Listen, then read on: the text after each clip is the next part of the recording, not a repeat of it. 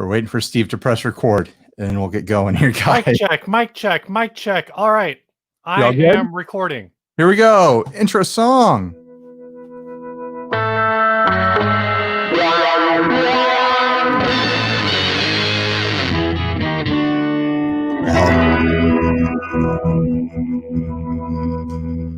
Hey, everybody.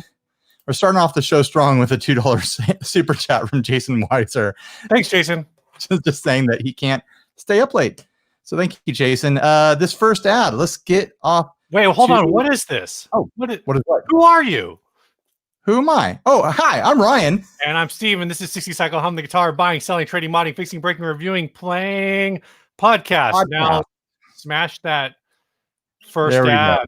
Our first ad. This is an Affinity Telly with a burn relic. Sick burn. Sick burn. $350. Here's a Fender Squier Affinity that has been burned and refinished. I forgot. I can't read it when you change the freaking station, man. Where did it go? Open it on my end. Heavy poly over the burn. Lots of deep detail. Cracks and crevices galore. Plays well. Looks killer. I forgot to take down notes on who sent what ads. Thanks, person who sent this. Yeah, so sorry about that. But yeah, this thing is kind of fun. What do you think of this? I think it actually looks pretty good, and I think that thick poly that's kind of the key to it. It is like it's totally a fake relic, fake burn sort of thing. I think they used real fire. They didn't like paintbrush burned marks onto this, but the fact that each burn looks like someone sat there with a torch versus like, oh, this burn happened from a house fire or something like that is very kind of obvious. But then the fact that it's all sealed underneath this kind of matte poly finish gives it a really interesting depth. Like there's this depth to the front of it that looks really interesting, almost like a horror, like zombie skin sort of effect. Right. Because you're getting that cracking paint and like the burned wood and like a sunbursty thing going on all together, and it's just polished flat underneath that clear coat. Pretty wild. Yeah, it kind of, parts of it remind me of those old Kramer. Was it Kramer that did the crackle finishes? Yeah, well, a lot of companies did the crackle finishes. I mean, right. Easel's still doing crackle finishes. Are they really? Oh, they are. You're right. Yeah, totally.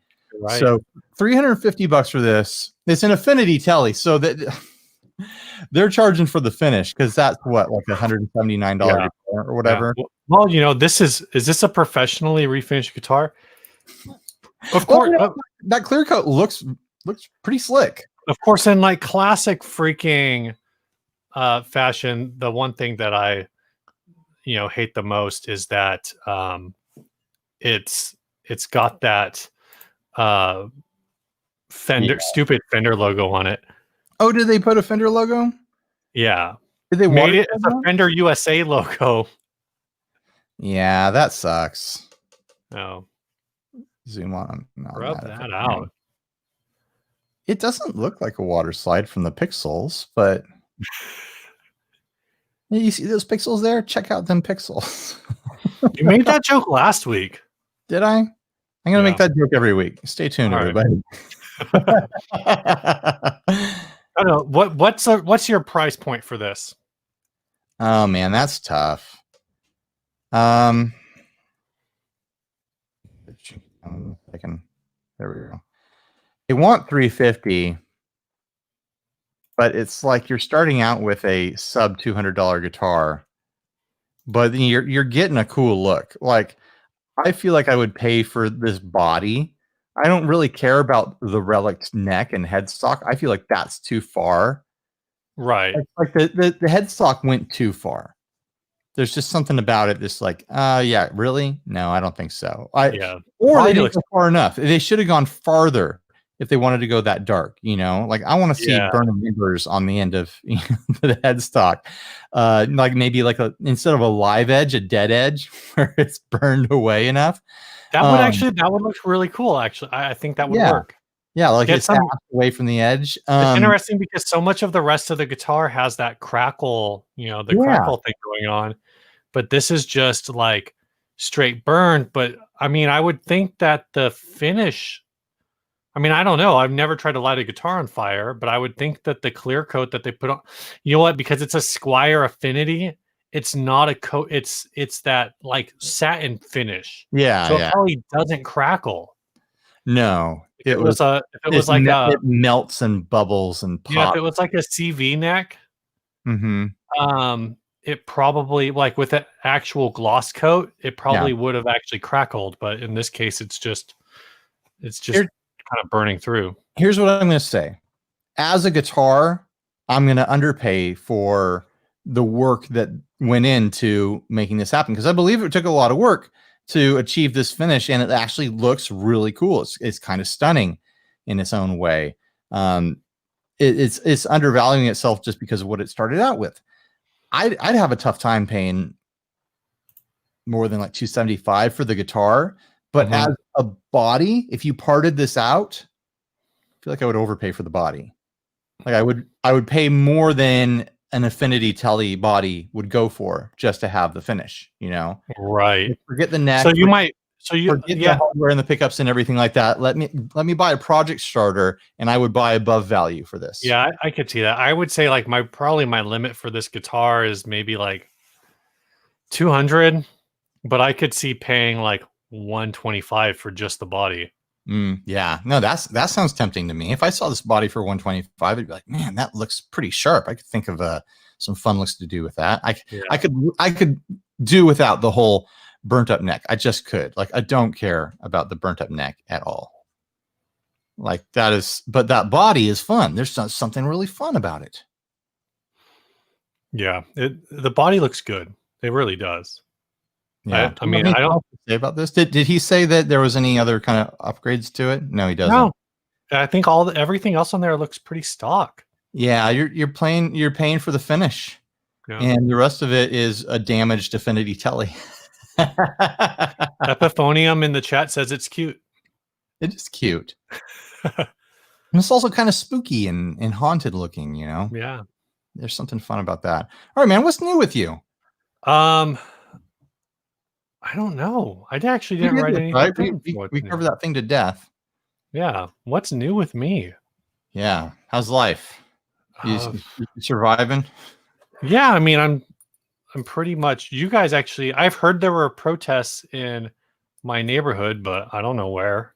Yeah, we went out to get dinner the other night, and we saw the ones here starting to form up, and the cops getting prepared for them and whatnot. And we're like, we're not going to eat around here. Let's grab the food and go have a picnic somewhere. So, was that was your picnic day? I saw that. Yeah, saw that.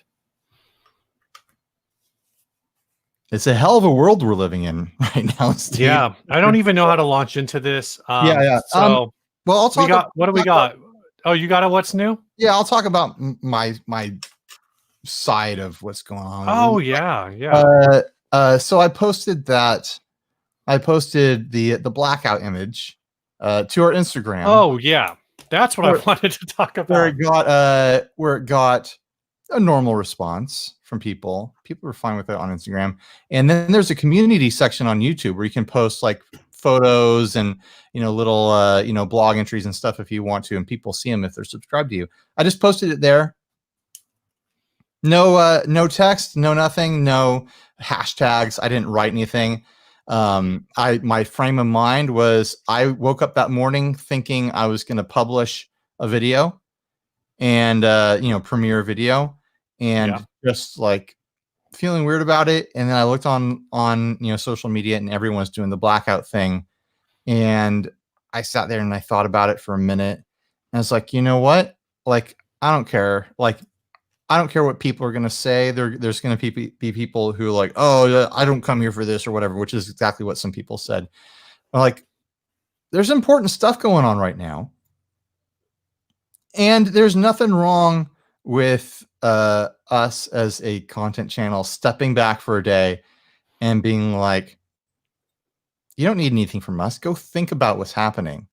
Like, that was my frame of mind. It was like, take this day to like think about what's happening. Like here is this thing that everyone's doing. Let's, we're just putting up a black picture, and it might have meant different things to different people. But I was like, let's take a day and recognize that what's going on right now is important.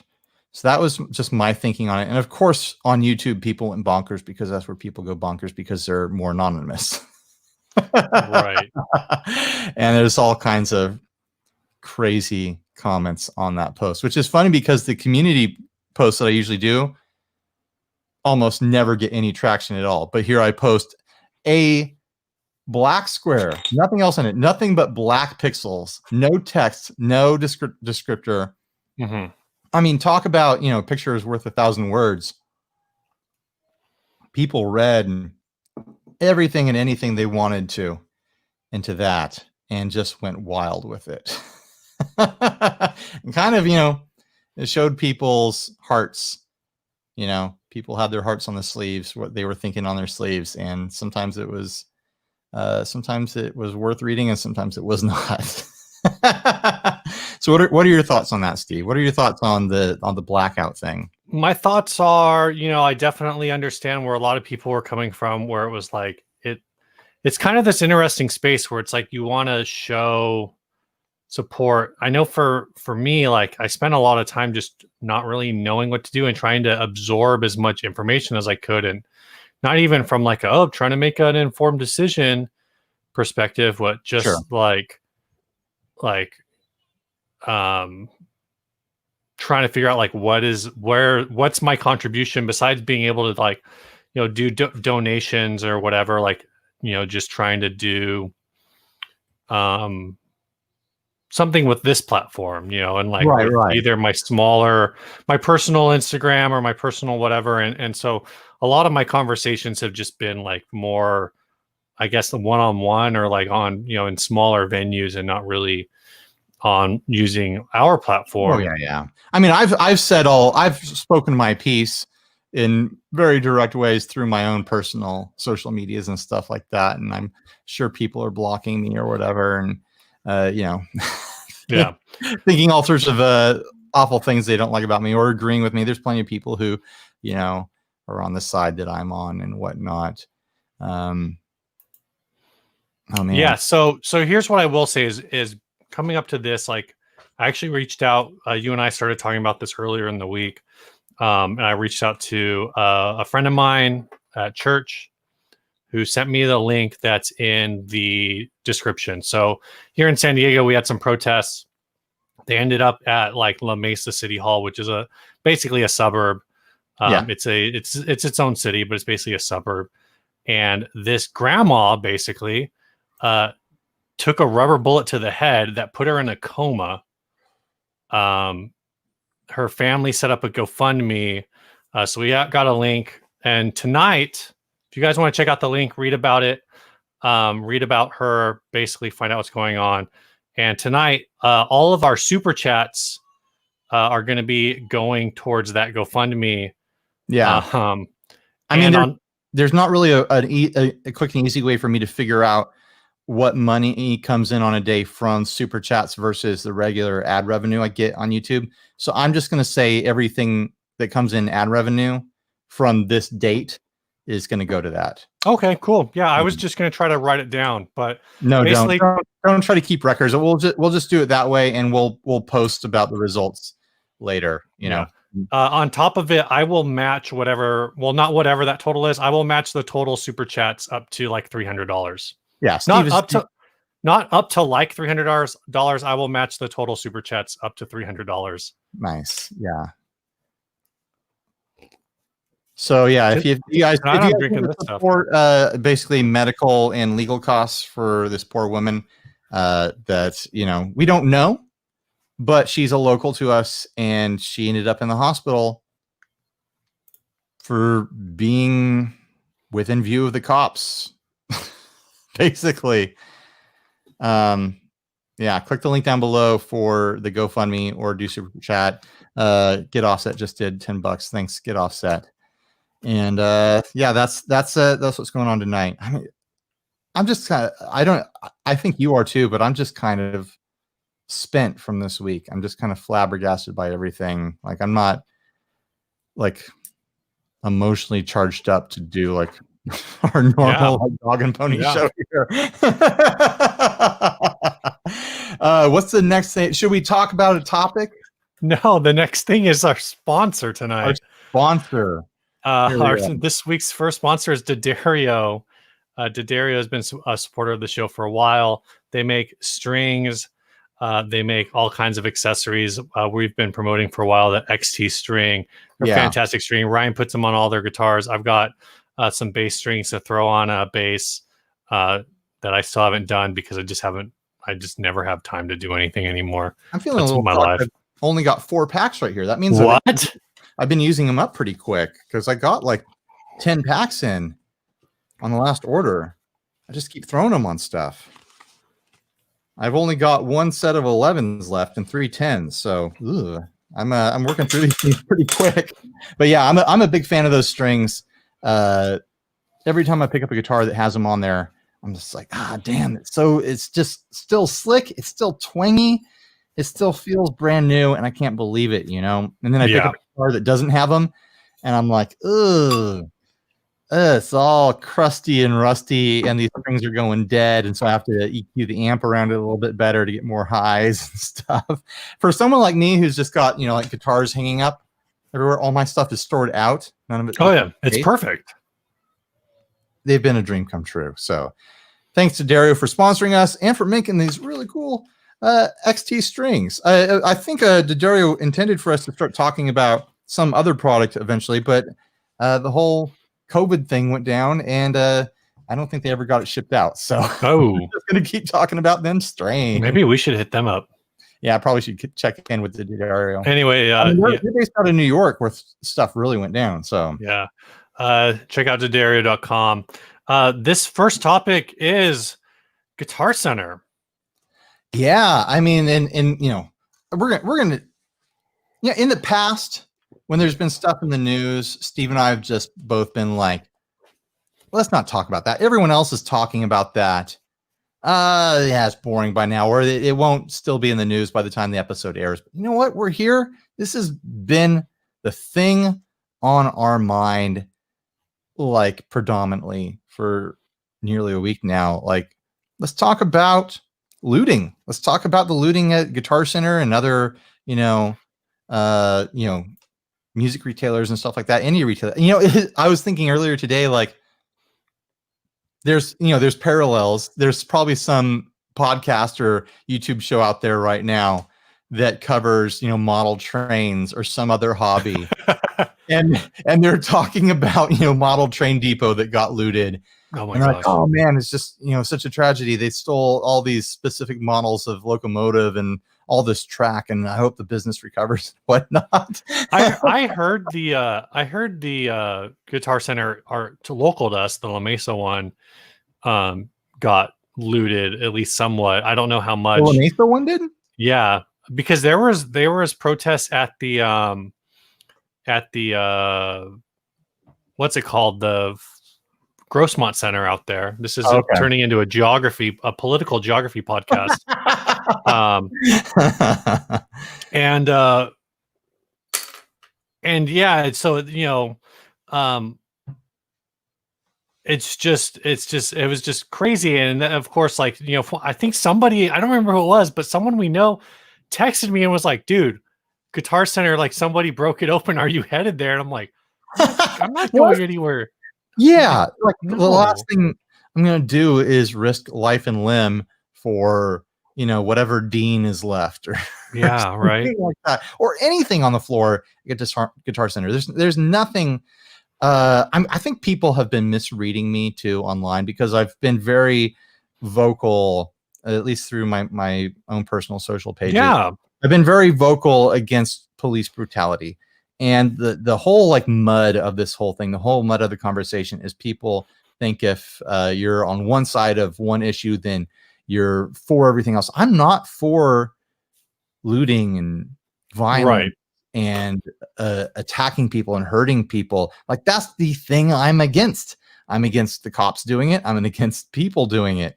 I think there will be a I think there will be a historical view where it's like, well, these events caused this much damage, but then it led to this kind of thing happening and it got people's attention. And maybe there's an argument to be made for that side of it.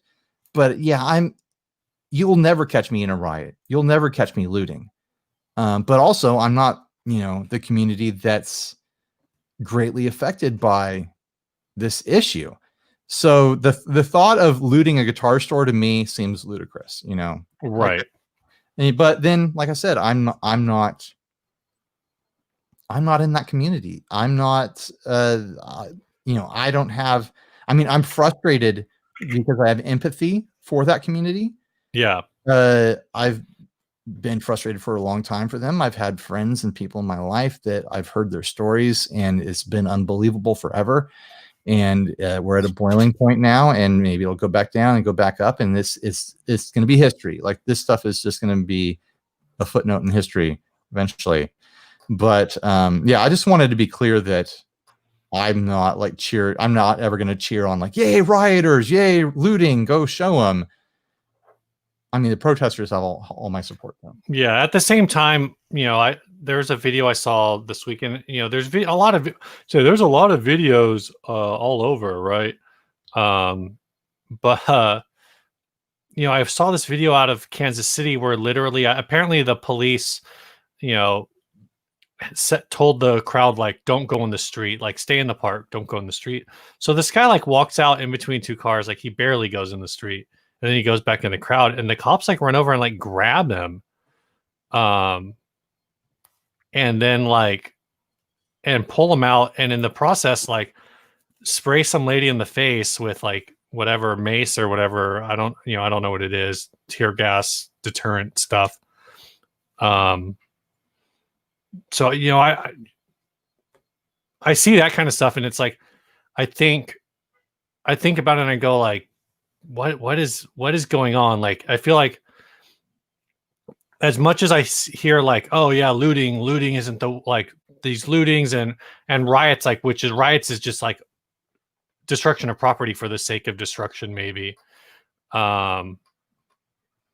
all a symptom, it's right, and it's like so over of a community of people that feel like they haven't been listened to or feel like they don't have control over otherwise, and I'm not justifying it. I'm not saying that looting is effective or the right thing to do, but there was a conversation going on online somewhere today. Oh, it was in a local like town group or something like that, where someone made a post saying it's fine if you don't agree with the looting and the riots, but understand, well, all we're asking is for you to understand why they're happening.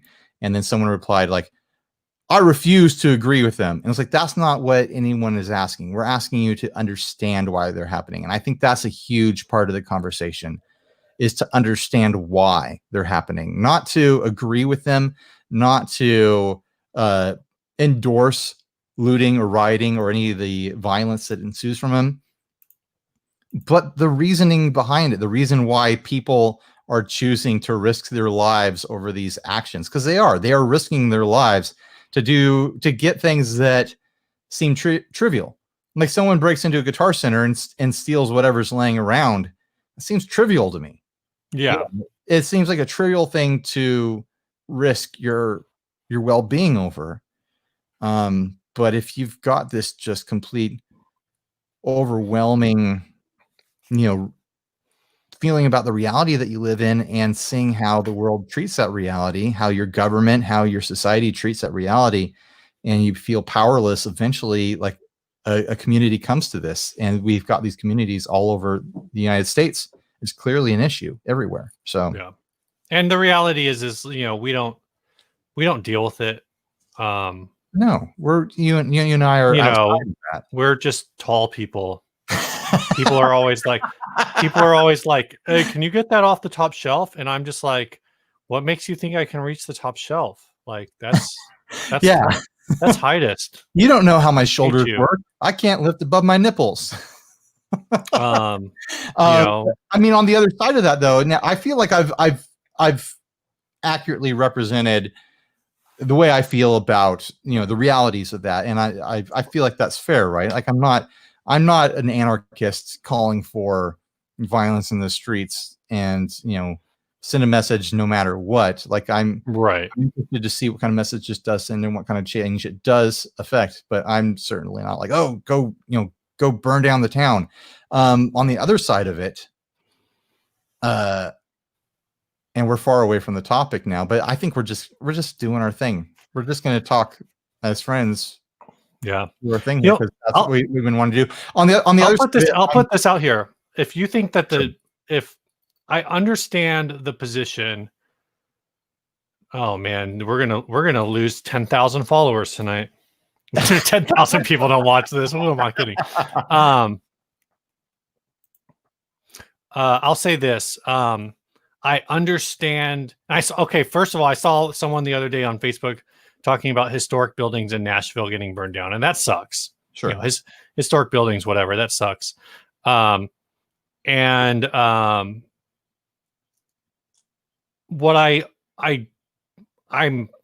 not in. God, this is sure. I'm gonna get canceled. I'm not in favor of riots that damage stores that are operated by regular people. I'm mixed on burning down Bank of America and Wells Fargo. And if you want to burn down your local city hall because you think the police are unjust, or burn down your local police, when they burn down the police department in Minneapolis, I'm like, you're burning down the right stuff. You're burning down the right stuff. That sends the message. When you're just destroying other local businesses run by other people, like I think that sucks. I mean, but and it's collateral damage, and a lot of the people who are doing that, it's not about getting justice. It's just about creating anarchy. Right. Well, I think the nature of a riot is that it's it's not intentional. It's not planned. It's not right. The people are where they are. They're pouring out of their frustrations, and they end up where they end up. It's not an organized, campaign. So you're not going to see rational decisions made. It's not a rational thing. Yeah. They're the people involved are all out of rationality. So what do you expect? Right. And to that's why, when the opportunity came up, I had two friends actually who were at the La Mesa riot. So even more, or protest.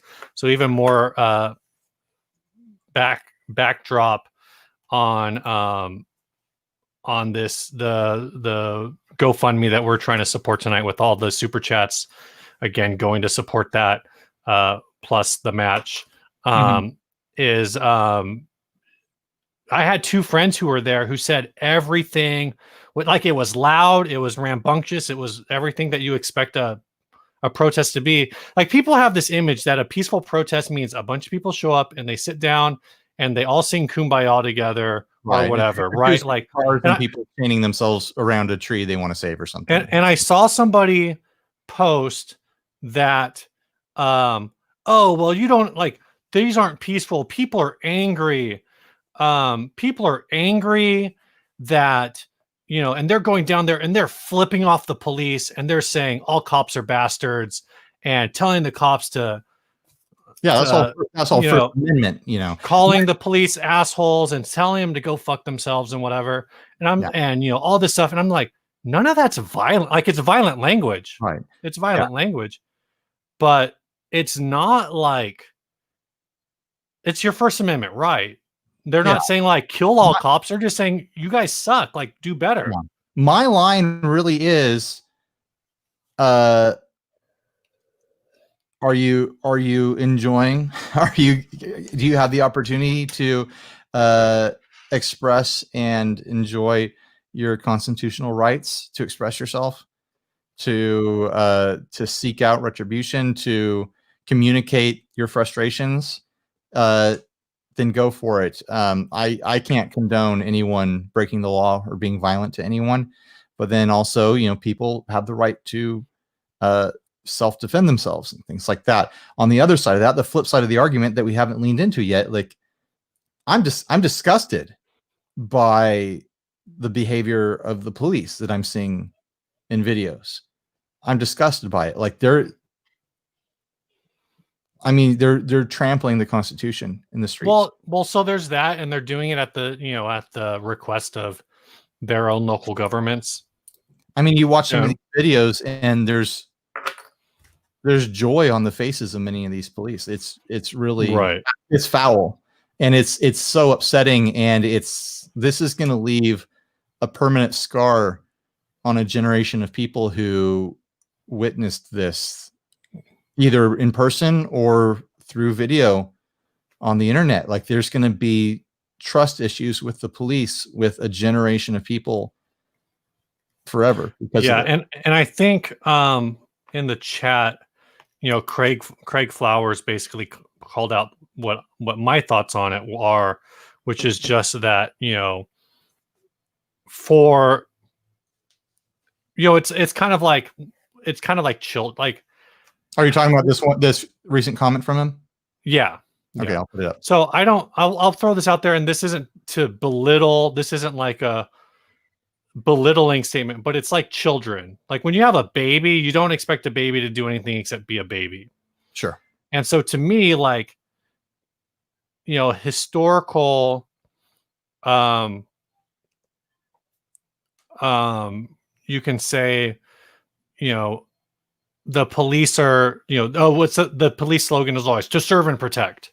Right. So it's like, do better. And so I hear like, oh, police are scared. Well, if you're scared and the reaction to you being scared is that like you're trigger happy, then you need to retire. Then you need to go find a different job. Yeah. Colin. If you're a surgeon who has the shakes, you don't keep working. Right. Right. Like if you're a doctor if you're an X-ray technician and you're going blind, you stop being an X-ray technician. Yeah. You don't screw up people's X-ray readings. Yeah. And it was such a critical profession. And, I think there's people out there who, thanks to things I've been posting on social media, think that I hate cops. And I think that I hate the profession. I don't. We need cops. We need police. We need public servants that are doing that job. But I've been a long time proponent for paying cops more and firing them more and imprisoning them more.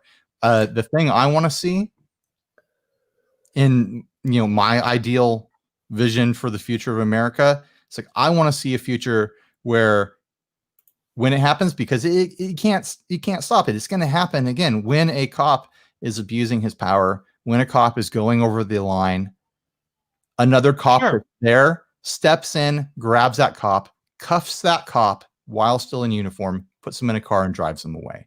Right. Like, that's what I want to see. No, and I'm 100% on that. And that's, there's been a number of instances, right? But this also plays in. I think a lot of people lose sight of this isn't just about, well, now at this point, was it today or maybe it was yesterday, they actually arrested all 4 of the officers. Yeah. But this wasn't about Derek Chauvin originally. It was about Derek Chauvin and the 3 guys who were with him. And it's not just about George Floyd. It's also about Breonna Taylor, where they freaking it's about all of it. It's they about they did a incident. Yeah, like they did this isn't a response to one incident. This is a response to lifetimes of people's experience with these people who are supposed to represent public safety, and that's not the experience a lot of Americans have with them. Yeah, and Greg McMichael, the guy who shot Ahmaud Arbery, was a retired police officer. Yeah, like there's this thing where it's like this is, just park rangers can be dicks too. Yeah,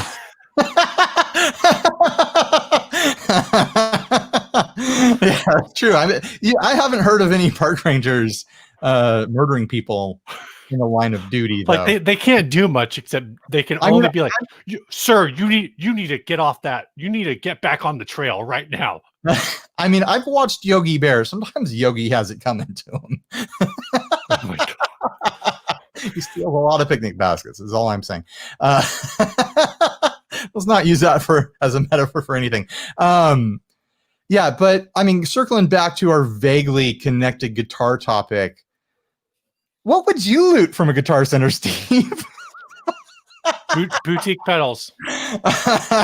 We had that conversation behind the scenes, like, oh man, we're seeing this. We saw that picture of someone running out with a dime bag, Daryl Dean. No way. And it's like, yeah, that's not what I would grab. Like, if you're going for, you know, what our mind is, I'm completely changed gears on this, the whole mood of it. But if you were going, you know, in the mindedness that we have, hold on this show. Have you had boat shoes? I have not. So good. I'll have to try it. So good. You know, trying to get the best value out of our effort. Let's not call it a riot. Let's say it's a shopping spree. An unsupervised shopping spree. Say you got to grab a bunch of product really quick out of a Guitar Center. Like, what do you go for? Pedals. I think it's got to be pedal. Like if the goal is to flip, it's pedals, man. It's pedals. Even if like if the goal is to like try to get something that you might like grabbing a guitar, the first guitar that's close to you is a crapshoot. Like that guy grabbed a Dean in that photo. Huge mistake. Huge mistake. That's I mean, maybe he specifically wanted that Dean, but it's going to be a very niche guitar for him. Where like pedals, like a lot of people can get a lot of different things out of pedals, and yeah, they're tradable. Oh yeah.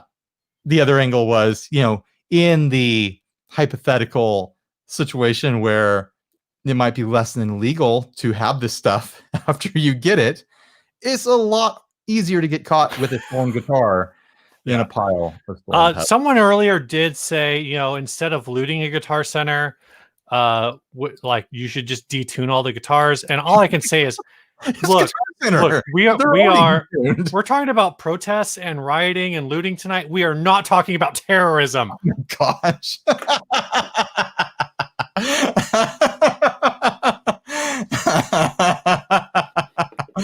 No, it's Guitar Center. Everything's already out of tune, and you know, everything's got a terrible setup. They're all out of intonation.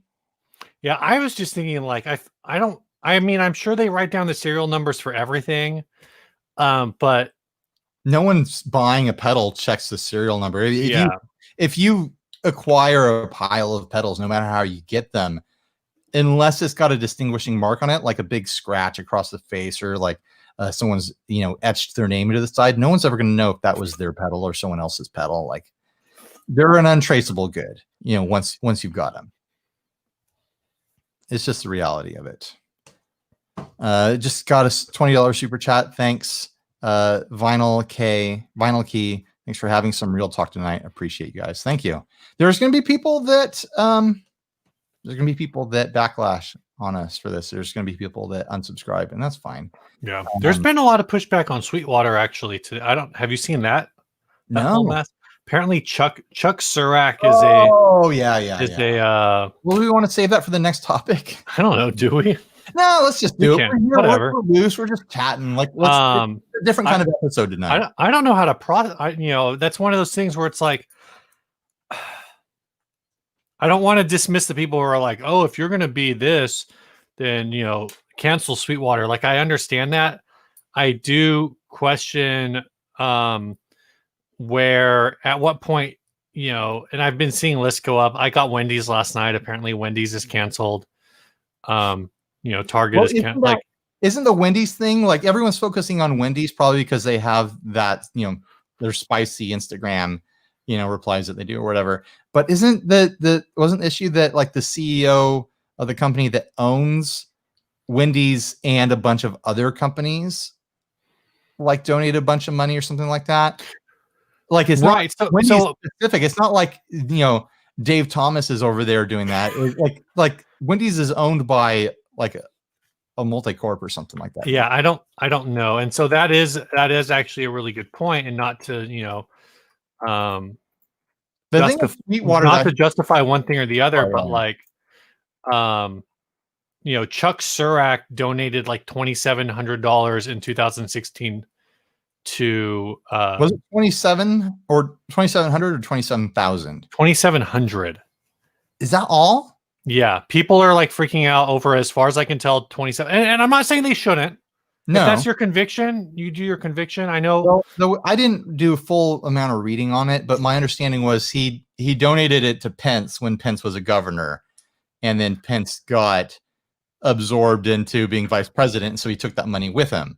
I mean, he may have, he's definitely invested in a number of local, sure, like politicians. I mean, so there's a site called campaignmoney.com, and if you go on there, it has all of his transactions going back for like different years. So if you scroll, like, you can actually break it down by year, download all the data. So like in 2014, he donated $10,200 to Stutzman for Congress. Yeah. As woke as people want to accuse me of being, my take on that, who's ever accused you of that, is that and it's $2,700. That's like a nothing amount of money in the grand scheme of things. And also, like, from what I understand, I might be totally wrong. Like, people feel free to correct me and tell the whole story in the comments, whatever you want to do. You know me, I'm open to information. But my impression was like he was donating to local politics, and that's what businesses do to grease wheels. He was trying, right? Probably like, oh, if I scratch, the local government's back, then, they help me out when I need, to put in for building plans and things like that. I'm on their radar and they're thinking about me. Like, that happens all day long, every single day in every industry, is people greasing the wheels. And it's not ideal. It's probably not the best way for government to run. But that's why so many people that are greedy want to be politicians. Yeah. And that's exactly, Ben Tom actually just posted that in the chat. Like, when people, this is how, unfortunately. So I understand, purchase with your convictions. If you don't want to support Sweetwater over a matter of $2,700 years ago for someone who ended up becoming associated, and I'm not a Pence fan or anything like that, but there's a lot of connections there to get to that, from what I understand. So I feel like that's not anywhere near as direct as people being pissed off at Mike Fuller. Right. Yeah. Right. Well, let's save that one for later. You want to do another ad? Yeah. Let's grab another ad. We will talk about Fulltone. Everyone has been wanting us to talk about Fulltone, but let's do an ad. Where is this thing? Replica of the skeleton from the Goonies. The skeleton organ. I've got the little brand logo thing covering that. Let me pull that off. There we go. This is the replica of the skeleton organ from the Goonies. This is really cool. You like this? I think it's $150. It's 5 feet wide and 8 feet tall. It's just got to be a prop, right? It's not functional. I mean, sure. This was posted by Tyson Brown, by the way. Oh, you found it. Good. Yeah. This one I was able to find on the Facebook. And somebody said, for a piece of art this size, $150 is very reasonable. Honestly, like, for the value of it, for how much they want, I'm looking at this. I'm like, that's a cheap haunted house decoration right there. Yeah, for something that big, 8 feet tall, 5 feet wide. Yeah, I mean, that's like a bedroom. You buy all that pipe, you buy all those bones, all those skeleton parts, all the spray foam that they used to make this, and I mean, you factor in the time that it takes. I think you're getting a bargain here. I think you really are. Obviously, it's not a functional organ, but do you remember this thing from the movie? Yeah. Are you a Goonies boy? Oh, hell yeah. Oh, hell yeah, says Steve. Hell yeah. I don't think I watched Goonies until I was late teen or college or something like that. It wasn't a movie of my youth, so I don't have this devotion to it that a lot of people have. I mean, it's not the wokest movie. Well, that's not what I'm worried about. It's just it wasn't part of what I watched when I was a little kid. Like, I didn't watch it when I was like 8, when you should watch that sort of thing. Right. I was probably like 17 when I saw it. I was like, I guess that's okay. Everyone else seems pretty excited about it. No, man, this is like I don't know. I don't know what the appropriate age for this movie is. Probably like 12. I think it's like 12. I think it depends on the kid. You know, when I was a kid, 8-year-olds were watching Terminator 2. So. Well, so yeah, I mean, I think there's an age where it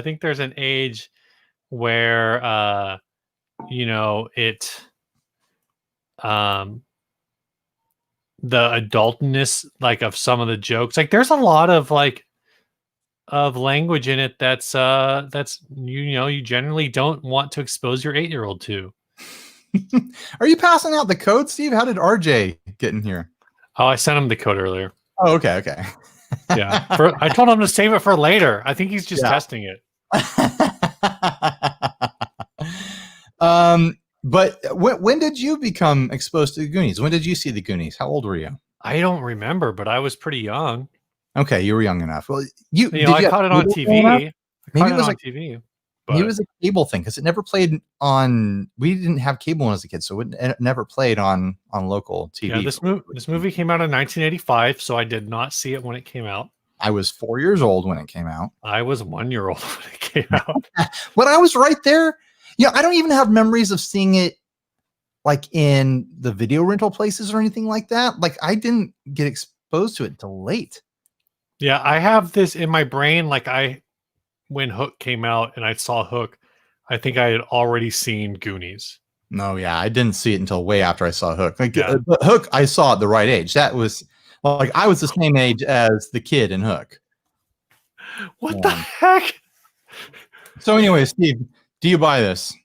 I mean, if I had a house to put it in, or if I had a house that was large enough to do like legit Halloween decorations, maybe. Yeah, if I was a Halloween house, think twice. I'd be grabbing this. It looks like it's spray painted gold, which is an interesting decision. I would buy this for a Halloween house, and I would do it up more gruesome, I guess.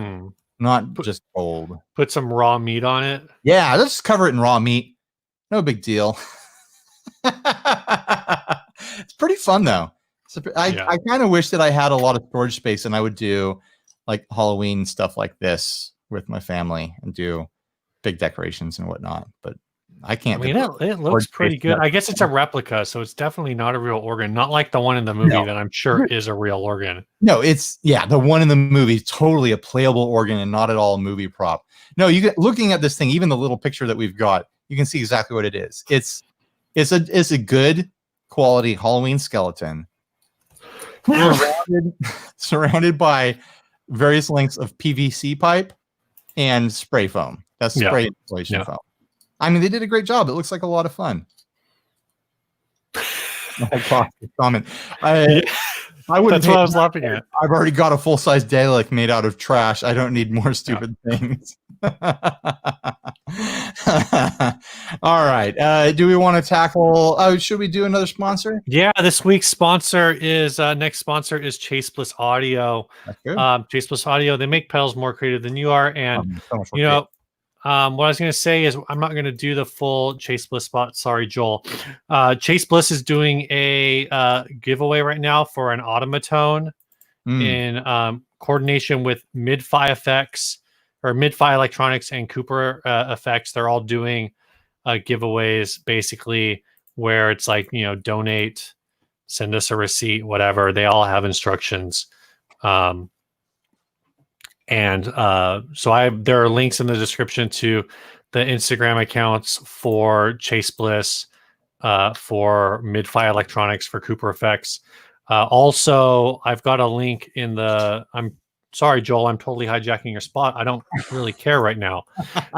For tonight, Cower Guitars is doing a prototype of their new Corona model. Isn't the Corona is like a high-end take on the Titan concept? It's a high-end take on the Titan. Right over my shoulder. Like that, the Titan is a bare bones, more budget-friendly take on a Cower guitar. And then the Corona is taking that bones of it and dressing it up to be a full, full featured boutique. So this is a guitar that Doug is going to be putting out. So backing up, the Automatone is like a $750 pedal that you can just get. He's basically going to raffle it off. And at some point, is it a pedal anymore? Is that like just a studio tool? Right. The Cower Corona is going to be like a $2,900 base model, but Doug is going to give the prototype to the first person who donates $2,000 to a list of charities that he has on his Instagram. There you go. So he literally posted this. He gave me a little heads up, and then he literally posted this on Instagram like a couple hours ago. Do something for people. Also in this, and get yourself a pretty slick. Our Walrus Audio has a B stock store on Reverb. It's currently empty, but they think it's going to be replenished either Friday or Saturday. So there's a link to that. They'll be giving, I believe, proceeds from that sale. There's a lot of places that are doing different levels.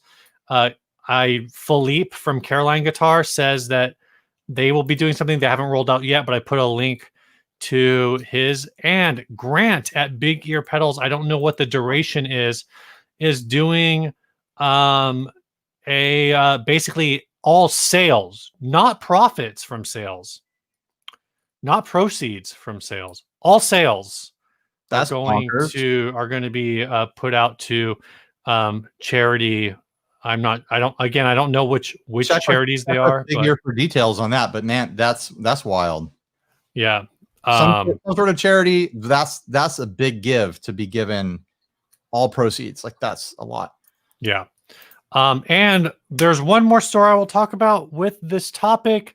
But before we get there, Chase Bliss Audio, again, they make pedals more creative than you are. Joel at Chase Bliss is the one who made me,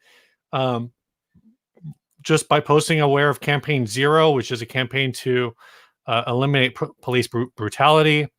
Austin Rick says Earthquaker Devices is added too, so I will add them to our list. There's a number, and if you are on the YouTube, I will probably be updating this as long as I am tracking it, which who knows how long that will actually be, but I'll keep updating the video details with builders as I find out about them. Anyway, this next one, Rare Buzz Effects is offering. There's more. Keep going. Hold on, I have to read this because it's hilarious. Okay, read it. Read it to me. The problem is I'm like spelled Rare Buzzer Instagram.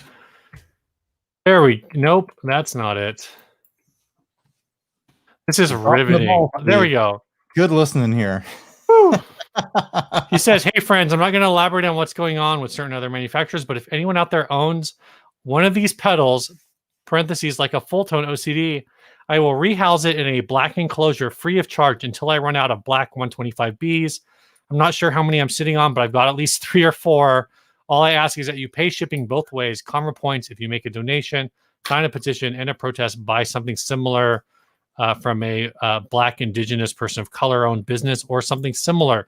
So Rare Buzz, they have, again, a limited supply of black 125Bs that they are going to, they will freely rehouse pedals from certain brand which brings us to this topic. Yeah. Mike Fuller, what the fuck? He went full Fulltone. He never go full Fulltone. Hold on. Let me grab the Rare Buzz effect that I have. Sure. So, I mean, Mike Fuller has a long history of being a well-known a-hole. He's probably proud of being a well-known a-hole at this point. Like, I think I got this guy. I got this actually last year at the Flippin' Flippers Pancake, or actually this year at the Flippin' Flippers Pancake Breakfast. Yeah, it's got a pancake on it. This is their I don't remember what, Bluefish Boost. That's what it's called. I kind of don't want to talk about the specifics of what he said, how he came back to it, and an attempted apology, or the other thing going on with the other person running a Fulltone page and things like that. Like, it's all so murky, and it's all just like, the response from Fulltone Music or whatever, there's a Fulltone Facebook page and a Fulltone Pedals Facebook page. But anyone right now can go jump on Reddit, the gear page, or wherever, and get filled in on all the details of that. Yeah. But I think the concept of people offering like, hey, let us redo the look of your favorite OCD or whatever is interesting. My thought, and this is going to be kind of a rough thing for me to suggest as someone who is, entwined in the industry right now. If you don't, there's all these people talking about what they should do to stick it to Mike Fuller with their, Fulltone pedals, and like, oh, I'm going to redo the look, or oh, I'm going to sell this thing or whatever. Like, my take is redoing the look doesn't hurt them. You still bought it. Selling it doesn't hurt them. You're just doing the used market thing. The way that you can hurt them through selling it, if you really want to take a stab at Mike Fuller, sell it on Reverb way below value. Like, crash the used market on OCD, and then people aren't going to want to buy new ones at all. Like, that's my like kind of rowdy kind of destructive thought. That was the first thing that I thought of. So, well, you did that once. I did do that once. I'm not going to say who to, but yeah, I think Reverb throws out they grade on a curve. They throw out like the low freak sales, but if a lot of people did it, it would for sure affect the used value of OCDs, of full drives, whatever. I mean, then also, but the downside of that is people have got to be willing to take a hit to do that.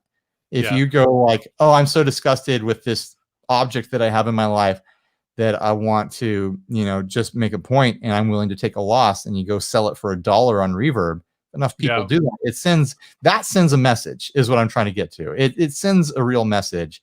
Yeah. Robot Switch called out two more that I forgot about. One was Red Witch, which I heard about. They were actually one of the first ones I heard about. What is Red Witch doing? And Old Blood Noise. So I've added them to the list. Okay, they've got programs that are doing that are in support. Okay, good. You know what? Most companies are that they're the same as us. They're like, let's support the fight against police brutality. Like that, everyone seems to be on that level. I haven't seen. There was a couple, like there's a channel and a company I thought of like, oh man, I wonder if they're like pushing back against this because of their mentality. And I looked them up and like, no, they're posting stuff. It seems like everyone that is reasonable is like, yeah, this is too far. Like, it's time to like speak up against this. It's been time to speak up against it. Yeah.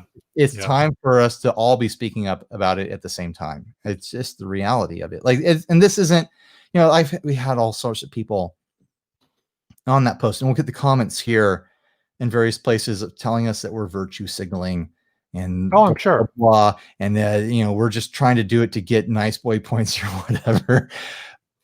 I gotta live in this world. My kids have to live in this world. Like, I don't want this world to suck. I want to, we gotta fix this stuff. It's unacceptable for us to live in a country where the people who are supposed to be protecting us are assaulting medics and the press, right, and unarmed peaceful citizens in the street during these, during protests, during riots or whatever, but also doing the same to people that don't have the voice that they deserve 364 days of the year, all other years, all other decades of our history, like this stuff has been going on to people that aren't rioting, that aren't protesting, and it's got to change. I don't want a future for America that looks the way it has looked. I want a better looking future. So I'm really proud of the industry that it's stepped up and been vocal, and not just like vocal, but like specifically vocal, like not like, some sort of big multinational company that, does some sort of cryptic ad that's like, we support you, like very specific messages coming from companies. Yeah. I'm pretty happy to see.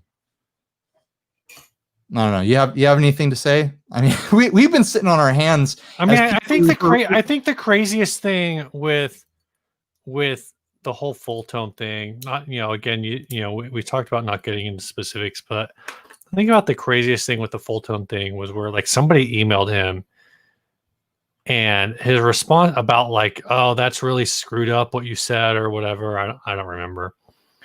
And his response was like, I'm going to come to your house and steal that pedal that you own from me. I'm like, oh, he's a first class asshole, and he's been recorded. Oh yeah, forever. Everyone knows that about him. Like you can't be in this scene and not hear stories about Mike Fuller. It's who he is, and you either like his products and get them anyways, or you don't. That's your choice as a consumer. This is an aside. Wheat's Maine, he just made this comment, and I agree. Obviously here we are, a white guy and a white passing guy. Steve is half white but full white passing. And that comes with its own set of interesting, sure. life. Apparently I'm really good at math and I have a really small penis. Those are two things I've lived with my whole life. That's not what I heard. I heard he's terrible at math. That's true. It's true.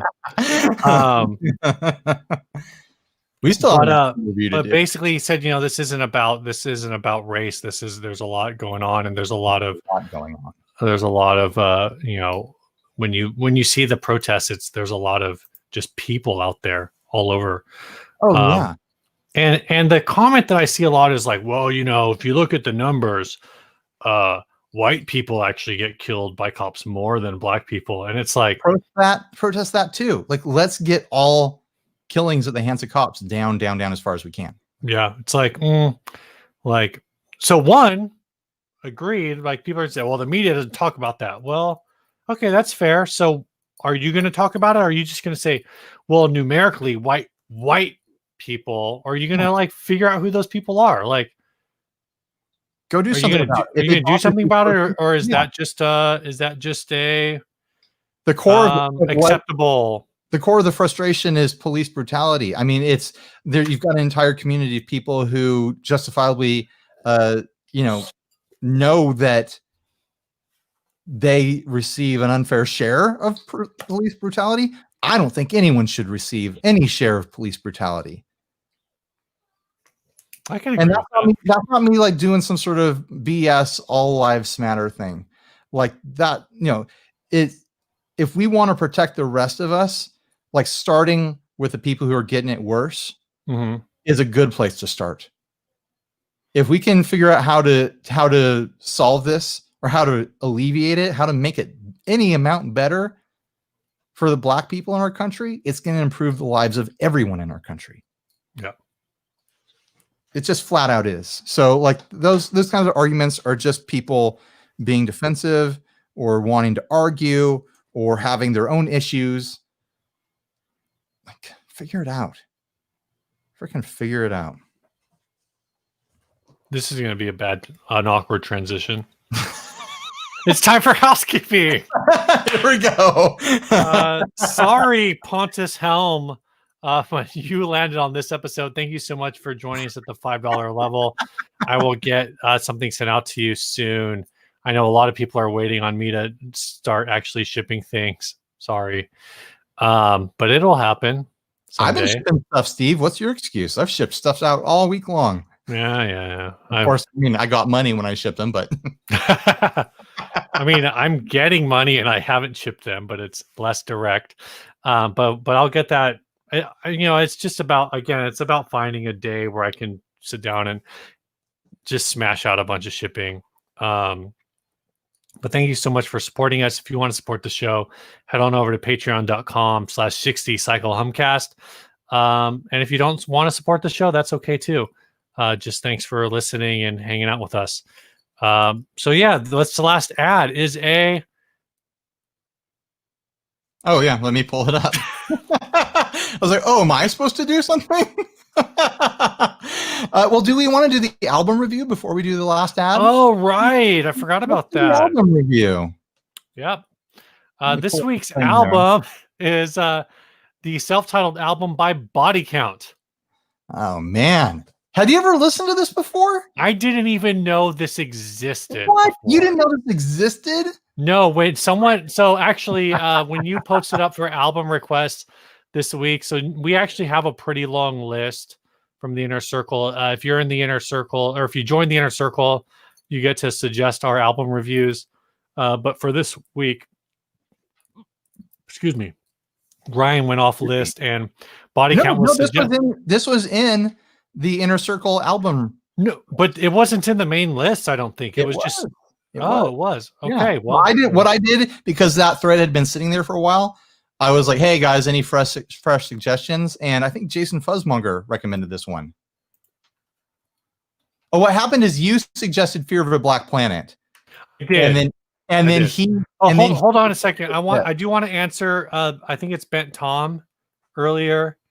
Okay. Yes, I'm good at math. I have a small wiener because I'm Asian. I'm half Asian. Steve is... I only have a half small wiener. Yeah, half of it is huge. Yeah, it's kind of weird. And you're gonna have to figure out which half. Like, there's a lot of ways you could have a penis.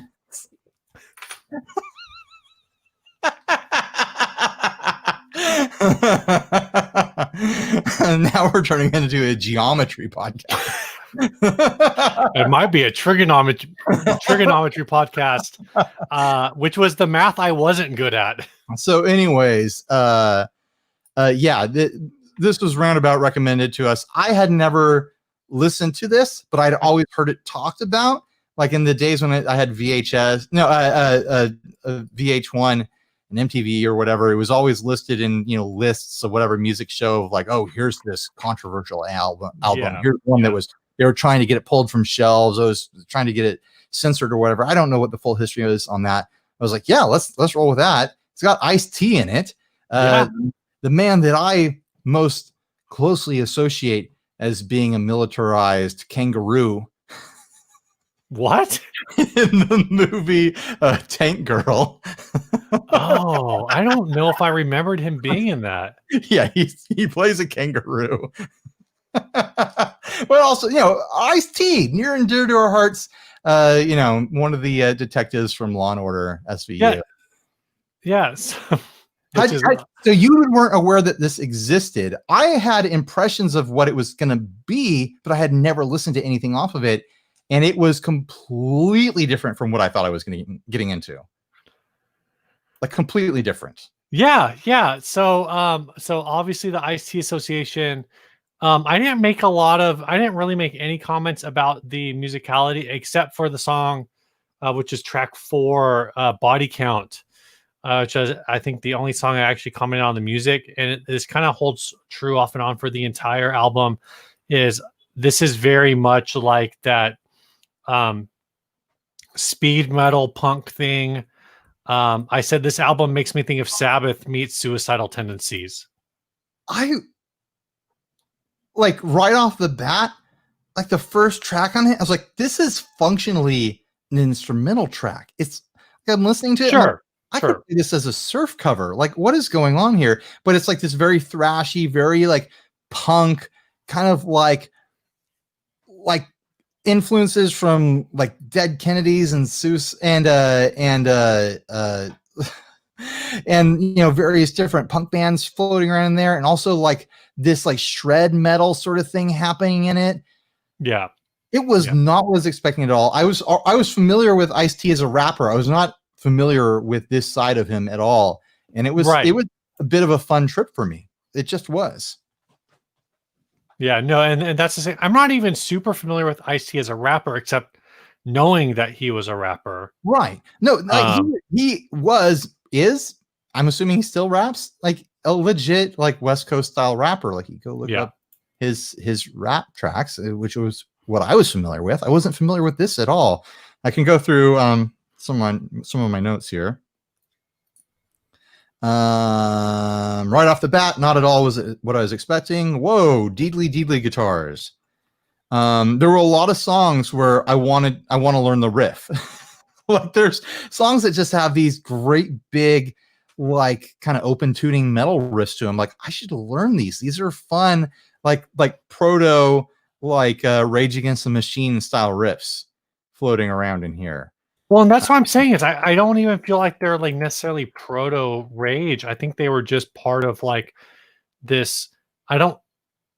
This album came out in what 1992, so I can't say like what existed or didn't exist in metal at that point. But I think this was like you can say okay, it's proto Rage, but I think it might just be like you said, like I felt a lot of like thrash metal. Oh yeah, like Suicidal Like I keep going back to because I know because of the one Suicidal Tendencies song I know. Get me a freaking Pepsi, Mom. There wasn't really any rap on this at all. Like I kept waiting for there all of a sudden to be Ice-T's style of rap come in, and him to rap over stuff, and he didn't. Like it all stuck to this very specific genre. Right. It was pretty wild. What did you think of the themes and the lyrical content throughout this album? Because I went back and forth. It had some rough stuff. I went back and forth. I think the songs that were more political, I thought I just kept thinking, and again, this is a product of the time that we're in. I just keep thinking like, man, this album came out like almost 30 years ago. Yeah. And it's like, it kind of feels like nothing's changed. Yeah. Or if it's changed, they've changed in ways where they haven't been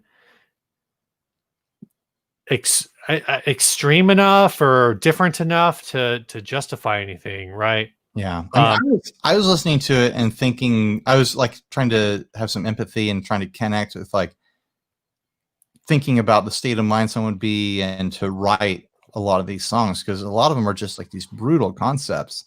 It must have just been a really cathartic experience to write and record a lot of this. And I'm sure it's a lot of it is fantasy. A lot of it can't be autobiographical because there's just some banana stuff throughout. But I mean, the anger is real. The frustration behind this sort of writing is real, and the way of expressing it must have just felt amazing in a way. Like it felt like the way I felt when I was a teenager, and you have all that angst for no reason other than just having hormones for the first time in your life. Like there's a real energy there. You can listen to it and be opposed to a lot of the lyrical concepts and a lot of kind of the ideas and the way of approaching various subjects. But then, I mean, you listen between the lines and you listen to the mood and the attitude behind it, and you can relate to, that perspective. Yeah. There are definitely songs on here that, wouldn't fly. I mean, there's a whole song about him, I assume, fictitiously killing his mom. And taking the parts all over the world because his mom is a racist woman. Yeah, and she's like reverse racist of his white girlfriend. Exactly. And so which is, that's its own thing. But it's interesting to me, and again, this is just, I feel like this says a lot about our society, that this album was released originally without Cop Killer, which is like the most controversial track, I guess, because it's a criticism of the police and saying, gonna kill cops or whatever. But a song about killing your own mom and driving her around the world as you tour, because it's like, that's fine. We're good with that. Just don't kill any cops. Don't talk about killing cops. That other one's fine. What other one? There weren't any other ones. That's the only track on the album. Yeah. Are there any tracks that stuck out to you as your favorite? I only listened through it once. That's all I had time to do. I don't think I had time to decide if anything was my favorite. If I had to pick one off of here to be like, oh, put it on a best of, or like use it in like a movie soundtrack or something like that, it'd be There Goes the Neighborhood. Like that one caught my ear. I was like, this is a jam on here. I will say, like, Cop Killer, at least this version, because I think maybe this is the only version. Is this the only version? I don't know. I don't know. That's a song I've always heard about, but I've never, I guess, listened to. Well, not I guess. I've never heard this song before. Yeah.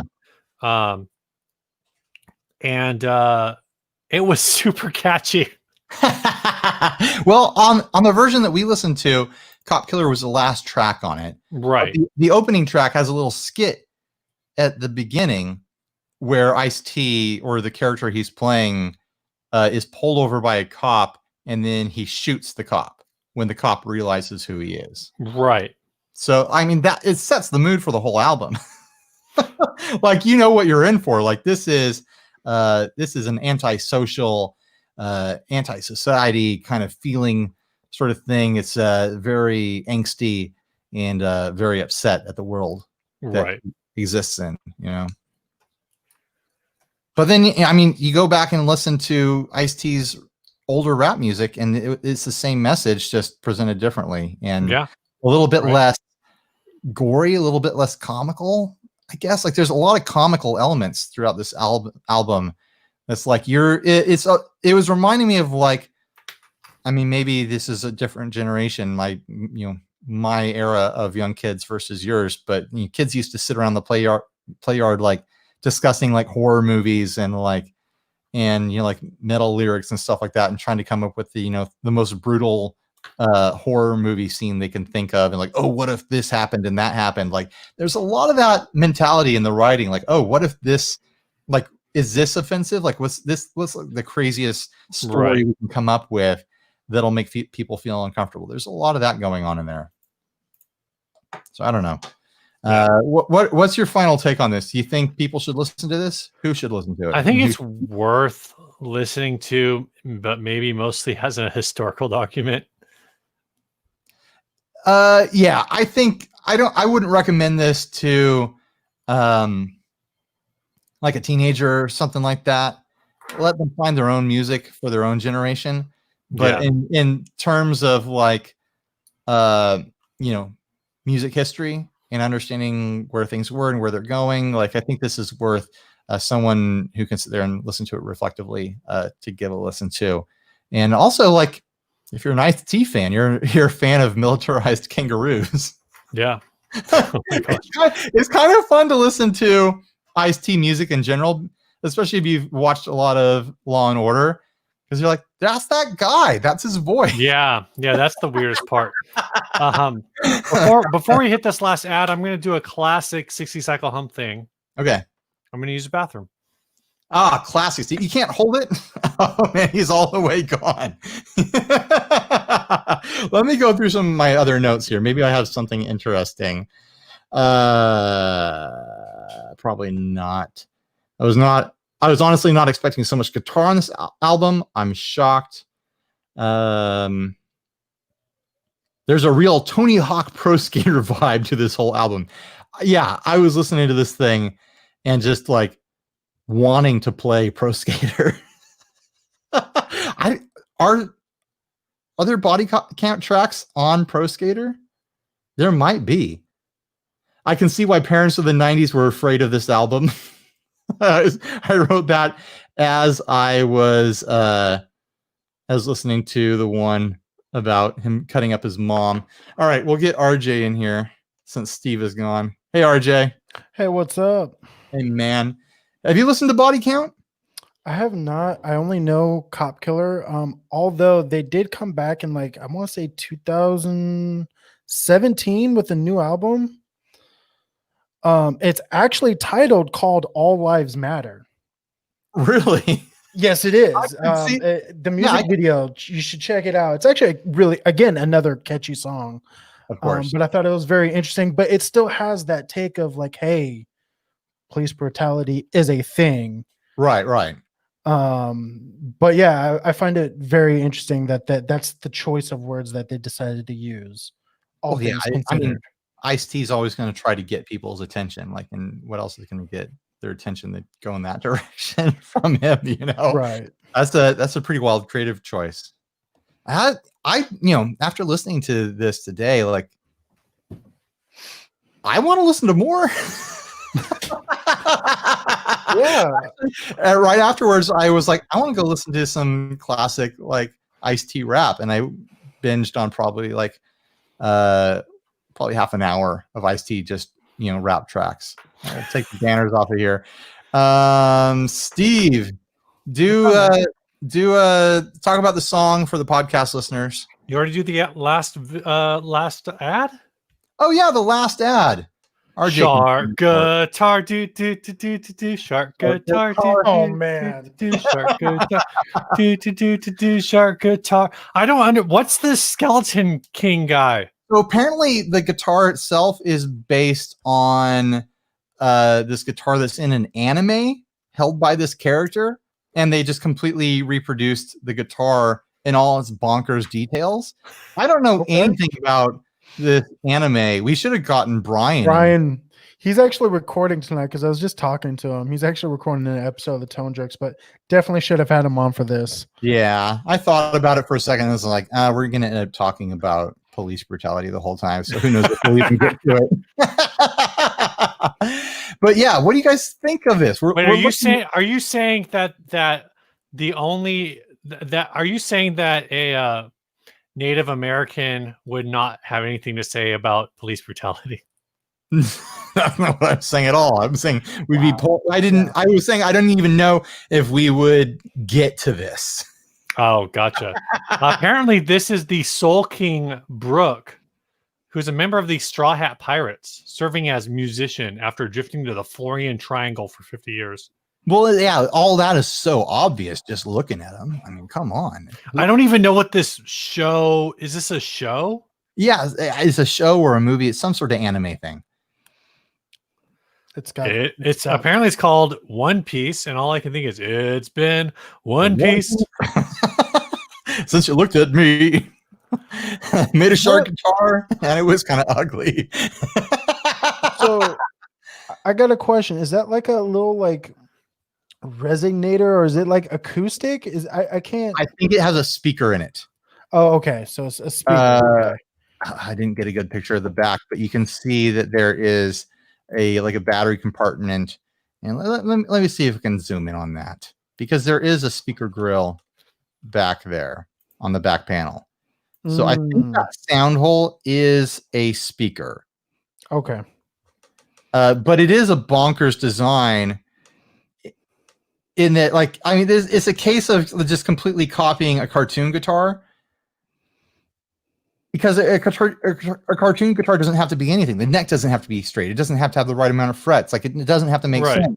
But they fully went for it and put the pickups where the cartoon guitar shows the pickups, puts a sound hole where it shows there being a sound hole, even though it doesn't make any damn sense.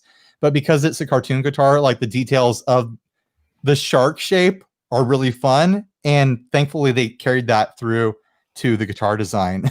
Yeah, really, it looks really cool. It actually looks really fun. Spot on. Yeah, there's that other shark guitar, like the Jay Tercer version or whatever. Yeah. That's fugly. And this looks like a really weird shark. This is a fun shark guitar. And if it didn't have the bonkers pickup layout, there's 3 single coils, but all bunched up at the neck. Yeah. And a sound hole at the bridge, not the bridge pickup, at the bridge. There's a tune-o-matic bridge on this thing. Should have been a shark-o-matic bridge. Why are they putting a tune-o-matic on here? It's not a fish joke. Yeah, I don't know anything about the show at all. They want a crap ton of money for this. $2,500. Free shipping though. Got that free ship. There you go. I feel like if that eye on there isn't a Does wobbly it eye, list like any of the specs, like as far as parts are concerned? Like, are those pickups anything special, or I because don't it know. looked like there was like decent tuners on it just a moment ago? Yeah, I don't have the description on it. Yeah, they're locking tuners. It's some sort of boutique build. So yeah, it's gonna be a good build. I'm sure all the parts are pretty dang good on it. I like the headstock shape on it. There's something really fun about that. And they leaned into the cartoon thing where it's like it's not straight, it's curved because it was drawn that way. It's cartoony and fun. I think it's neat. There's something about this guitar that I think is really neat. I don't got anything else to say. I mean, it's So I just pulled up the eBay because it seems like you didn't really I didn't research it. You think grab a ton. This is made by a Shimamura Oh, that's an interesting name. Shimamura Music. So it's made in Japan. I'm looking for any. It's a 3D fin body, especially the pectoral fin. Oh, yeah. Oh my god! Can you tell? Yeah, the fin is like sticking out. It's like waving out. Yeah, I did not realize that in the picture. I didn't process that. I should have Jack body pickups. They are Alnico 5 magnets, so they are potentially. The pots are Burns pots. It is a speaker, as you said, built-in speaker. I like the placement of the output jack. It's right in the shark's mouth. yeah. The tuners are Goto. The nut is bone. So at least like the jack is switchcraft. So at least there's different things about this that are like, it's not a cheap. No, this is a custom build for a show that people apparently care about. Yeah. So I've never heard of, guys. What's that? Just me, always picking up on all the animes. Yeah. Shout out to Emily in the comments. The Roger Rabbit quote. Yeah. There you go. No, that was a Jessica Rabbit quote, but you know. I was referring to the movie, sir. Who Framed Roger Rabbit? Who framed? Have you ever noticed that there's not a question mark at the end of that? It's declarative. It's telling you who framed them. Who did? Who framed Roger Rabbit? Let me tell you the story of who framed Roger Rabbit. That's what's going on there. They're not asking. They're like, sit down and let me tell you the tale. Just sit right back and you'll hear who hath done framed this rabbit. Back and you hear a tale. All right. Do you have anything else to say about this thing? Nah. It's cool. All right. Tell us about the song and then we'll do our hangout. I didn't pick a song. Oh, well. I guess we'll do it there at the end and you guys can enjoy it, you podcast listeners. So enjoy this thing. Hold on. One last thing. So for podcast listeners, because you're getting this on Monday, in the link on the podcast will be for the GoFundMe. Again, we're matching tonight, I guess through Monday, all super chats, any donations. So if you donate not through super chat but through something else, to this GoFundMe, just grab a screenshot, send it to us, let us know, and I'm matching up to $300 total. You got some. Brian says I need to specify because otherwise, he thinks a bunch of people are going to do 250 and be like, "I did 250. That's less than 300, right?" No, I thought like people would be like, "Oh, Steve is going to match every time $300 is donated," so you didn't end up having to match thousands of dollars. I'm only like I'm in real and on the internet. I'm super rich, Steve. In real life, I'm not at all. I'm mostly broke, Steve. You are very generous, though. I wish I had $300 to throw around right now. I would match you, but I do not. I didn't clear this with my wife, so I've been selling stuff to pay bills, so that's where I'm at. I talked to my husband about that cower, and I was like, "Nah, probably not." Ben Tom, hold on, Ben Tom. There's a. I don't know. Are we at the end? No, did you not know I was here? Can I stop my recording? I knew you were there, but I didn't know. Oh yeah, I should stop my recording too. Thanks, Steve. Ben Tom, there's a link in the show notes in the description below if you're on YouTube. Yeah. Or you can just super chat us. More money will get to them if you go direct through the GoFundMe. That's definitely true. Yeah, because YouTube sucks some money out of super chats. It's an unfortunate reality, but it makes it easy for people to throw money around. So super chats are fun. Groove Train says I'm making a comeback, Steve. That's most accurate. What's up, Emily? Someday, Hey, Steve, how you doing? you could be super rich, and then you'll have to switch your fake persona and be like super poor Steve and pretend what you would do if you were super poor, because it won't be funny to just talk about what you could do with all your money. Hopefully, if I'm ever actually super rich, Steve, gambling problem, Steve.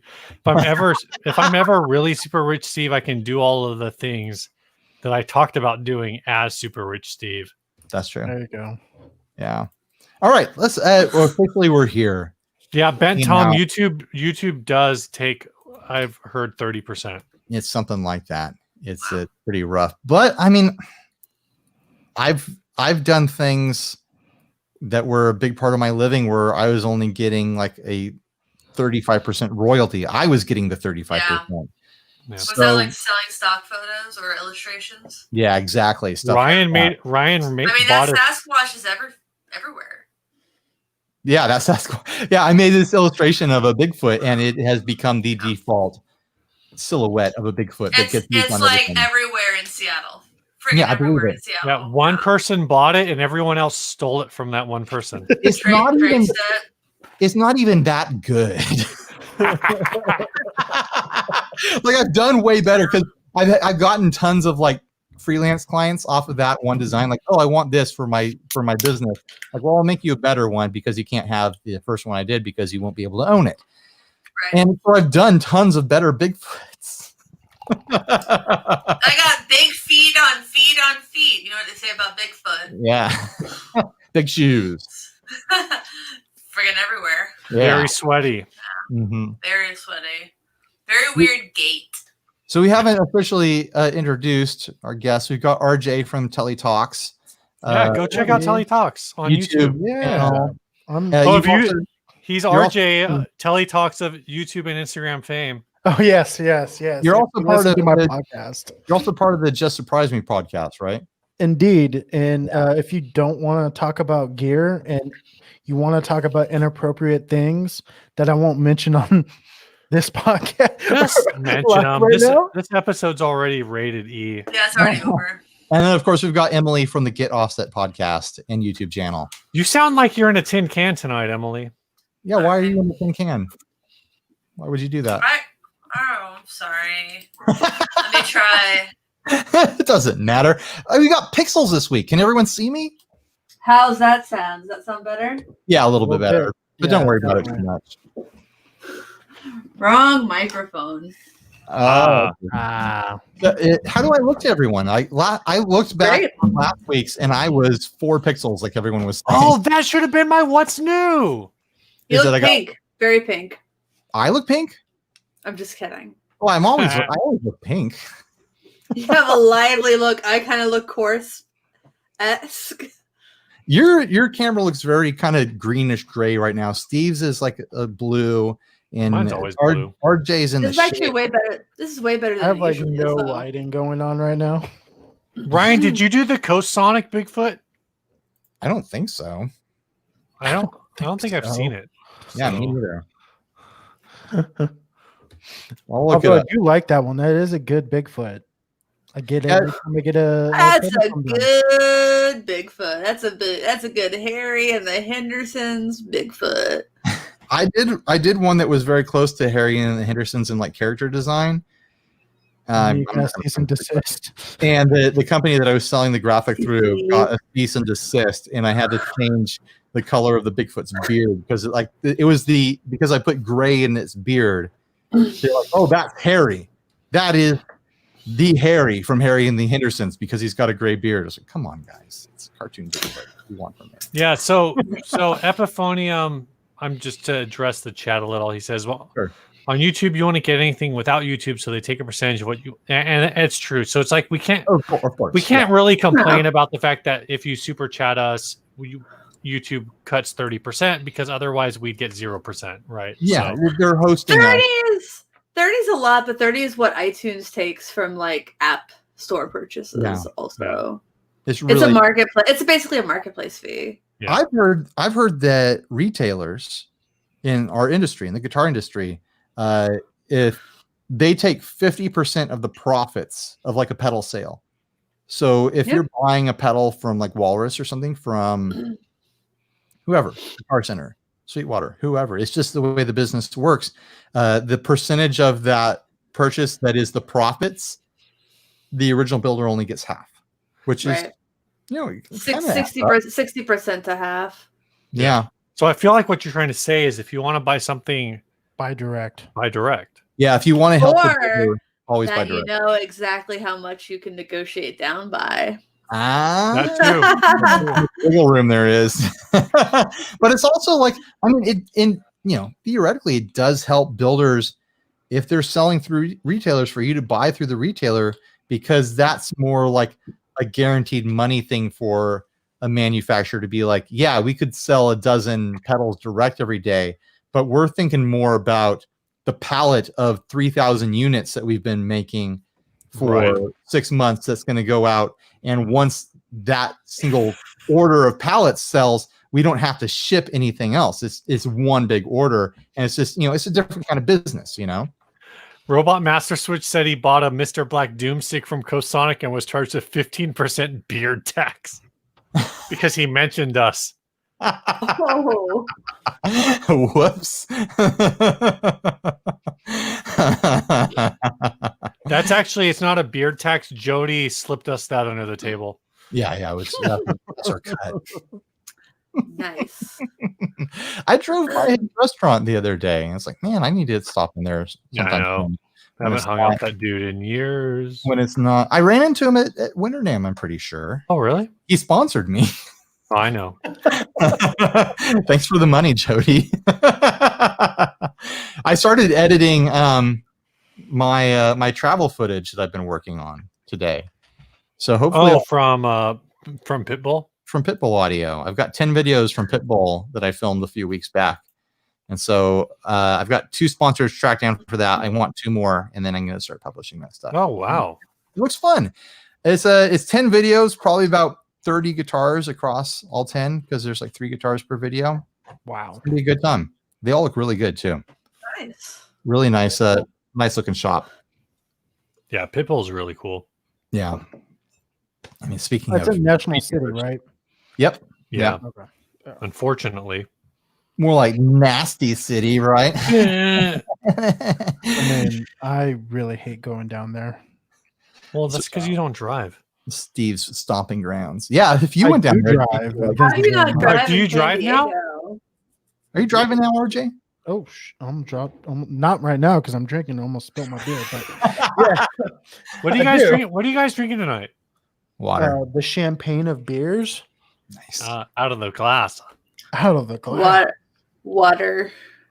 I have water. Emily, I'm drinking water too. I told you I'm drinking the champagne of beers. I heard my name. What happened? I said, Emily, I'm drinking water too. I'm drinking the champagne of beers. Water. Robert just asked, is Pitbull opening up again? Water. They never close. They're a warehouse. They're an online retailer, so they've still been shipping stuff out, and they are doing pickup at curb type stuff too. So if you need something, fun story about Pitbull. First time I ever heard of them was probably about 10 plus years ago. I actually bought monitors from them on eBay. I didn't know they've been around that long. Wow. Yeah, I bought some. It may not have been 10 years ago, but I bought some M Audio like BXA8s, like big old 8-inch monitors from them on eBay for a killer deal. Yeah, they've got a lot of stuff there. They've got a lot of studio stuff. I mean, they're like a miniature Sweetwater sort of thing where they're a warehouse and they have, all the stuff from all the brands. SD Design just super chatted $3. Thank you, SD Design. He asked, is there going to be a 60 cycle yum cooking video? I've got half of one. I've got half of one shot right now. I've teased it a couple times. Really? I documented my rib smoking method, and I'm going to cut it in with some footage of me playing some surf guitar stuff and playing around with some surf guitar gear, and it's going to be a surf and turf video. So, smart. Yeah. I have a concept. What you did there. It's half shot. I just need to shoot the other half and make it happen. We should do some. We should do more. We should just cook things. Let's just cook some things. Cooking channel. Yeah, cool. I love food. We should just cook things. What?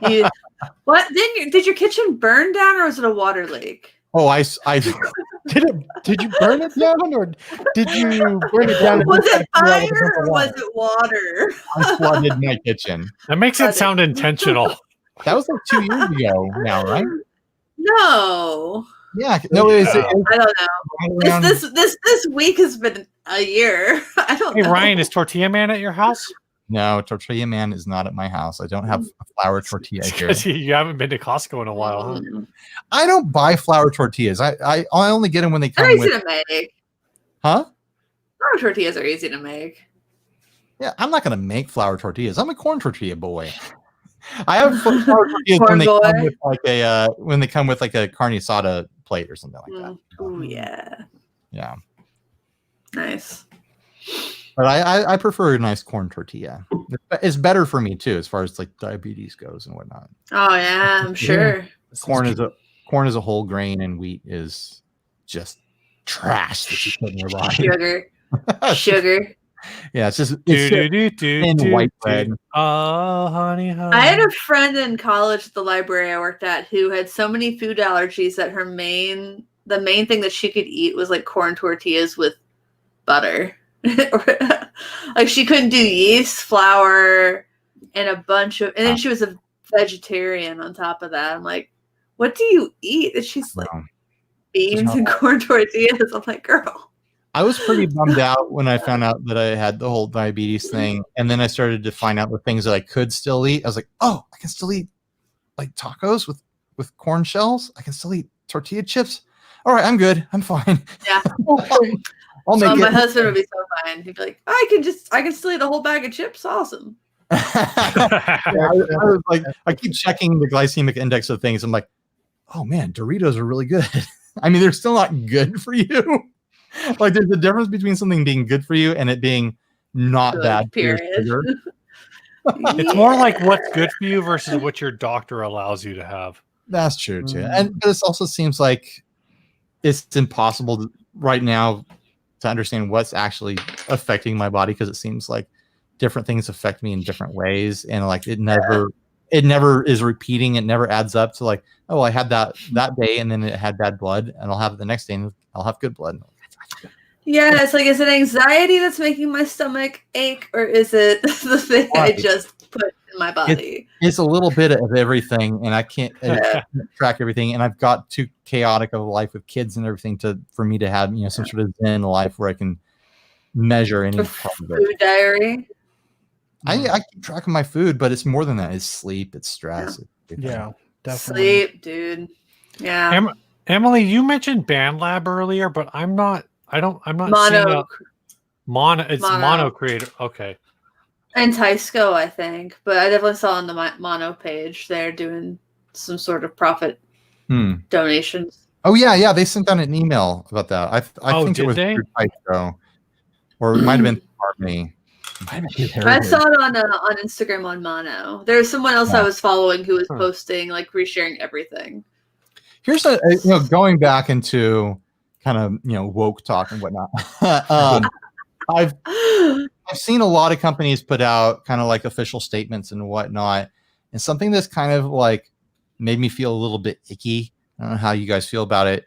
Is when people are like, yeah, we should be supporting Black people and their efforts to help quell police brutality because of Black music, and that's I think that's a fine sentiment, but there's something icky about it where it's like, I think why does it matter? Said. Yeah, why does it matter if they've made music that we love and is very important? Like they absolutely contributed to our community and our society, but it's like we should just be able to say like support Black people because of human decency, Yes. Yeah, but I think what people are trying to do is point out the fact that we wouldn't have an American culture without Black people, and to talk about like the American culture and the American dream, and then just completely ignore the extensive contributions of Black Americans is awful. And also just the idea of all of these white owned brands that probably don't employ a ton of people of color, just kind of maybe to do more than like stand on a soapbox and say we need to have equality, more equality for people of color and Black people and women and all this stuff. And then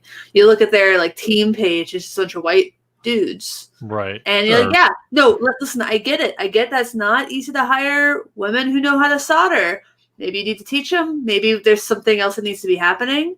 And I don't know. I don't hire people because I'm not in a position to hire anybody. But like, I think it's hard, and it's important to acknowledge that's hard. But then, I think also to maybe niche industries like we're in here, like you hire from the pool of people that show up. Yeah. So and to that point, like I thought of, I never thought about it literally until I show up. I mean, show up to the interview or show up to put in an application. I don't mean show up. Right. Not a figurative Grammy president sort of way. Yeah. I never thought about it. I think literally until yesterday was the topic of like, oh, what are some Black owned businesses in the guitar community? All of a sudden I was like, well, shit. Dogman and gosh, his Twitter handle's different than what he builds under. No, I mean that's the thing is like his name is Michael. I just freaking forget. And even like people of color, I'm like, well, I guess there's Philippe, but Philippe is like me. Like if you met Philippe on the street, you'd be like, well, he's just a white guy. Philippe on the Street is a great name of a show. Like he should have. That's like that's got a better ring than Billy on the Street. Electro String on Instagram is Cow Brand, and he makes some very just attractive instruments. He designs his own and winds his own pickups and stuff. It's really beautiful. And Tom Bossy guitars. That's actually, I was going to say Tobin Abasi. Like, I didn't know. Even if there were no minorities of any kind in this industry, it's still not an excuse for not being able to support and understand. Oh, sure. Like hire people who aren't just white dudes.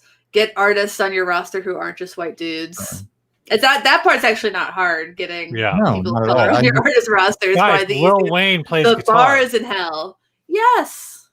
Though I did see Angie Swan post. She plays guitar for David Byrne. She posted on the Mike Fuller apology post. Oh, God. Something like that. And people were just like bitching about her, like, oh, you just SJW. I'm like, it's Angie Swan. She was on Saturday Night Live like 2 weeks ago, like 2 months ago.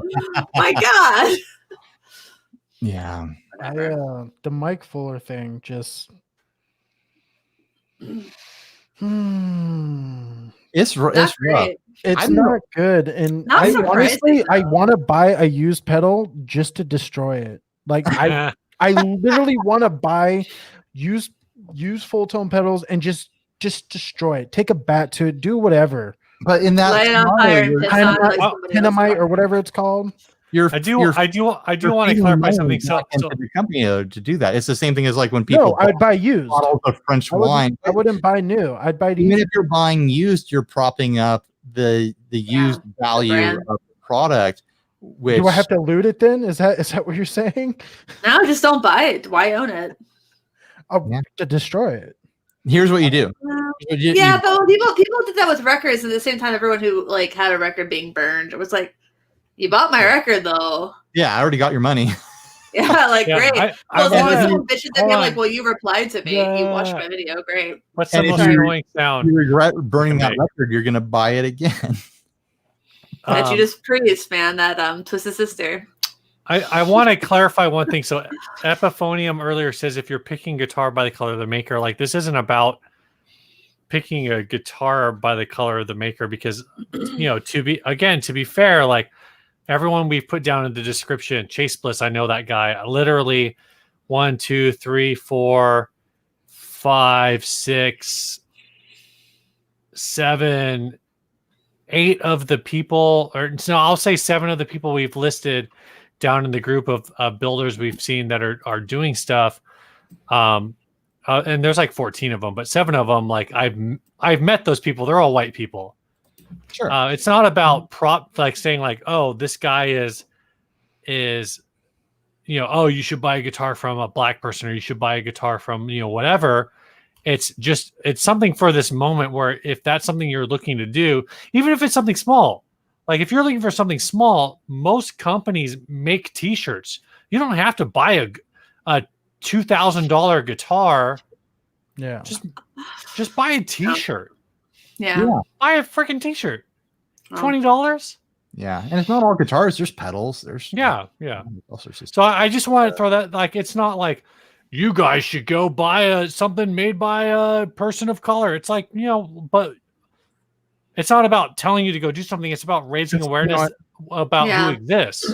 Always, if you want to have that dynamic in your shopping life, buy with your convictions or don't.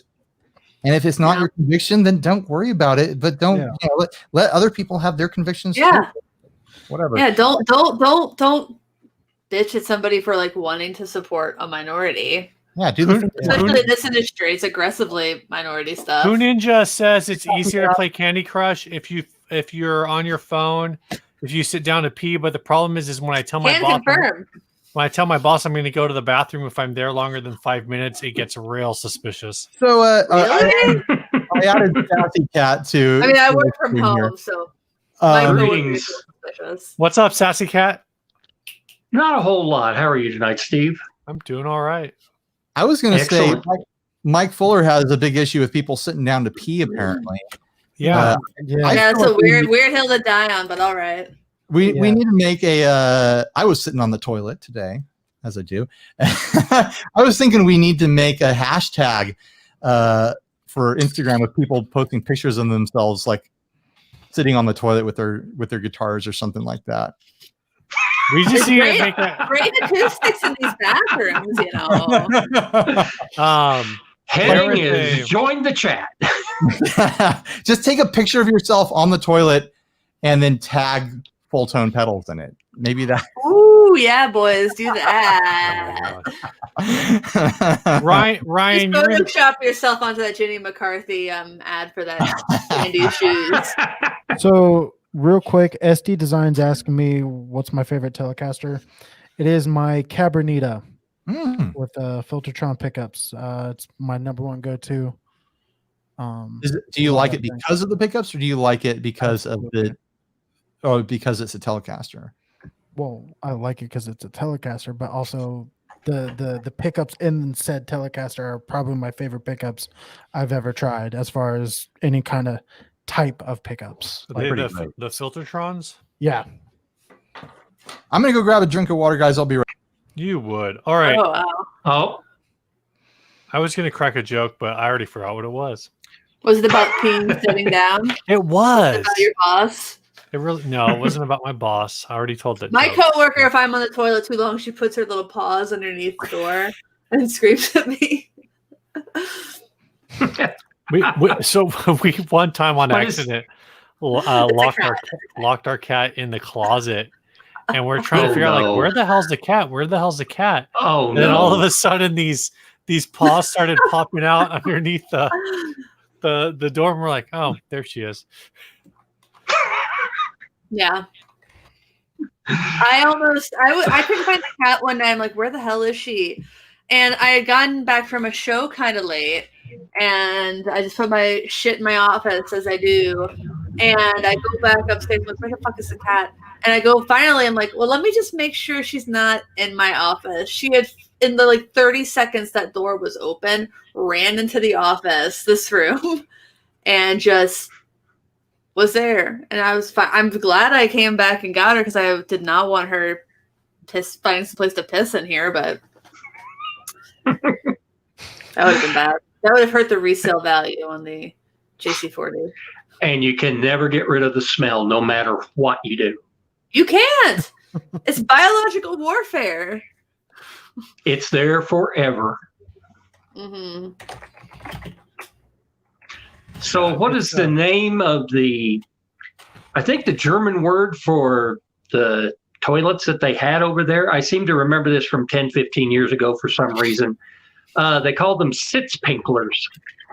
And evidently they were designed so that way you could not stand up and pee into them because there was a little shelf that your pee stream had hit if you're standing up, and would splash back out all over the place. So the only way that you could use it properly was to sit down. I know that sounds very German. Oh my god! I need to see video of this. Not the act of it happening, but I need to see a picture of what this is all about. RJ just found his new thing. Yeah. Hey, move you over, should join my dragon dildos. you should go on my podcast because we talk about a lot of things like Steve just mentioned dragon dildos. I haven't listened to you guys in a while, but I keep seeing posts connected to what you guys are doing, and I'm like, I am worried. What are they doing over there? I just want to say, if you're interested in just random stuff, check out episode 50. Just listen to the intro. If you find the intro funny and hilarious, you'll like the podcast. If you find it offensive, stop listening and don't listen with children around. Period. Is that the one that just came out this week? No, episode 50 is the episode, the dragon dildos, where I was talking about dragon dildos, and then Joe cut it together to match perfectly with the How to Train Your Dragon audio trailer. Gosh. Oh, right. And it is gold. It is comedy gold. Oh my Lord. That one was yeah. I like I liked your earthquake one. Oh yeah, the earthquake one. Yeah. So we were recording live and we had that. It was like a month ago. Do you guys remember that earthquake down here? Yeah. Well, Ryan and I. Wasn't there one yesterday or 2 days ago? But I think that was more up north. Like it was more like LA area. But are you not all in the same place basically? It's like 2 hours difference, 3 hours. We only feel LA earthquakes sometime. Northridge woke me up. That's it. Yeah. Usually when we get an earthquake that we feel it's out in the desert. Yeah. Like Palm Springs. So the one that we had, it was literally during a recording of the episode. So again, Joe cut the audio with a news reporter asking me about the earthquake. I'm like, yeah. Oh man, is there an earthquake? Oh man, it's an earthquake. It's pretty good. I forget what episode that is, but thank you for reminding me, Steve. You should have. It's Just Surprise Me is the podcast. Just Surprise Me. Well, we'll put a link in the description if we remember to later. Pedal for some reason. Good luck remembering that. I know. There was an earthquake in Seattle, and I woke up for it, and my husband didn't. But I was kind of looking at for some reason the Nest Cam footage that we have in our living room. I see the cat just kind of sitting on the sofa, and then she's just kind of down, she's sleeping, and she goes. Just like aggressively whipping her head around. It must be so confusing for animals to have the sense that be like something is wrong with the world, but not have the ability to like process that and think about what that is and just be like, the world is shaking. I don't have any way of like knowing what that means to me, Like it's scary enough for us. It's probably more scary for us because we do know what's happening. Yeah, seriously. I'm like, we know what should happen. I know I should have made that bug out kit faster. like a deer out in the middle of the woods, like senses that an earthquake is about to happen. It's going to be a big one, and the deer's like, "Oh my gosh, I've got to run!" But then there's no reason for the deer to be scared. His house isn't going to fall over or something. We've got. It doesn't have to turn off its gas. Joe. Yo, what happened? Hey, Joe Braga. Hey, Joe, how are you doing? I'm doing okay. You're down there. It's like 1:30 where you are. I was creeping in the chat, I admit. Nice. I saw you. Where's Figs? Figs is around. Well, actually, no, I have Thatch. Hold on. Wait a minute. Joe is a cat named Figaro. Yeah, he's quite the singer. Right now, but at least, hold on, wait. Get off that. Just taking over. We're having cat chat. Sorry. I know you're. There we go. ST design. ST design. Now we got 3 cats on the bottom here. Hold on. Yeah, the bottom row is the section of the show right now. Robert, no, I didn't. Ryan, did you see that there are paranormal squires on? I know people right now? posting They're that. actually live to I saw someone purchase? saying that multiple times. Yeah, I need Please to reach talk out to my about it. friend at Fender because I want that supersonic something fierce. I want the single one. Cabernita baritone. The baritone, hell yeah! Yes. Oh, here he comes. Yes. Here he comes. Who has them? I just googled it. Does anyone besides Adorama have them? Thunder Road Guitars is selling supersonic. Are they listed Okay. for pre-sale or are they shipping? Because I saw a It pre-sale. says shipping. It says shipping. Really? One said shipping. One said one stock shipping. Hmm. But I guess we can play our hand then for the people who are up late. When the paranormal series hit at Winter NAMM, we There you pushed go, that was for Fender you. on those, and they said they would not be released until after Summer NAMM. Well, Summer NAMM's not NAMM ain't a happening. thing, so Well, yeah, that's true. I've been counting. I need that Cabernita. I don't. You poor boy. You poor boy. Look what they do to you. Look what they do to you. Poor kitty. Being made to Watusi. If the cat take over. Joe, which one sings when you play guitar? This one.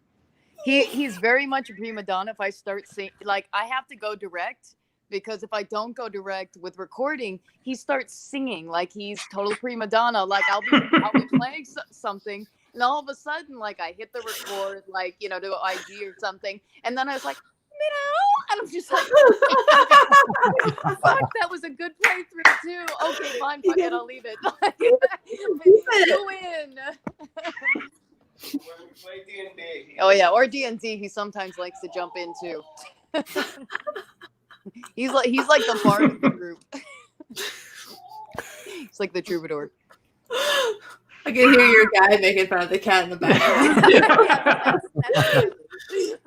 Yeah, so not to talk too much about gear, but it looks like most of the Squire Paranormal line is on Chicago Music Exchange now. Oh wow! Really? Oh, we're going. I'm going there right now. There are 12 different. I guess some of them are different colors, but there are all like the Cabernita, Tornado, Supersonic, Jazz Bass, and the offset Telly. I think that's all of them. And the Cyclone, the one Ryan. Yeah, that's the three pickups. I want. Yep. I want the Cyclone. I want the Supersonic. I'm thinking about the baritone, and those are for sure the ones that I want. I definitely want. I just want the Tellys. I know that's cliche, shocker, but I would like I'd like the Cabernita, and I would also like the thin line. The thin lines are nice. I just want the Supersonic, and I love the baritone guitars. Yeah, the jazz bass they're doing is actually really similar. It's not exactly the same, but it's really similar to the Fender, what was referred to as the cowpoke precision bass. Cowpoke. I'm gonna do like what you would call someone from Oklahoma, a cowpoke. Exactly, cowpoke. There's a joke in there. I'm not touching it. I think that's like an unofficial mascot in Oklahoma. It is. I think it is. Yeah. It's the mascot for Oklahoma State University. The Pokes, yeah. Yeah. Yeah. So this old precision bass was a PJ style bass with the Telly precision pick guard. And the new Paranormal Jazz is two jazz bass pickups with the Telly style pick guard on a jazz bass body. So it's basically like the 50 whatever jazz, like the 1951 or the 1951 precision applied to a jazz bass body. Nice. Slab body or contoured? I just thought a bass. It's contoured. Here's my question, guys. If they're available, I mean, I want to get the scoop on a couple of these, at least the Cyclone. Should I just buy it instead of begging and waiting? No, you should beg and wait. I mean, you begged and wait for the Starcaster. I know you regretted that. I'm actually mad because about when the show started, someone was selling one of those for like $270, and I just should have bought it. Oh no! You should. Yeah. You should. The one that got away. You should buy the Cyclone and beg and wait for the Jazz Bass. I want the Supersonic personally, but yes, I think that if you want the Cyclone, you might have to buy it sooner. I think maybe I should buy the Cyclone And beg for the Jazz Bass. and then worst case scenario, or not worst case scenario, an alternate scenario is I still get sent another one and I do a giveaway or something. There you go. I think like I just bought the Mustang bass and the Rumble, the amp. Like I can't be buying another guitar from Squire/Fender right now. I'm looking at a future where I'm going to be just living all Squire life. It's all I'm going to have anymore. That's all you want. That's all you asked for. It's like you and me. You're just like, send me the cheap shit. Where did it go? Oh yeah, Emily and I both have the Starcaster. I just love that thing to death. Like I can't believe how much I love that thing. I just Dude, I'm super jelly.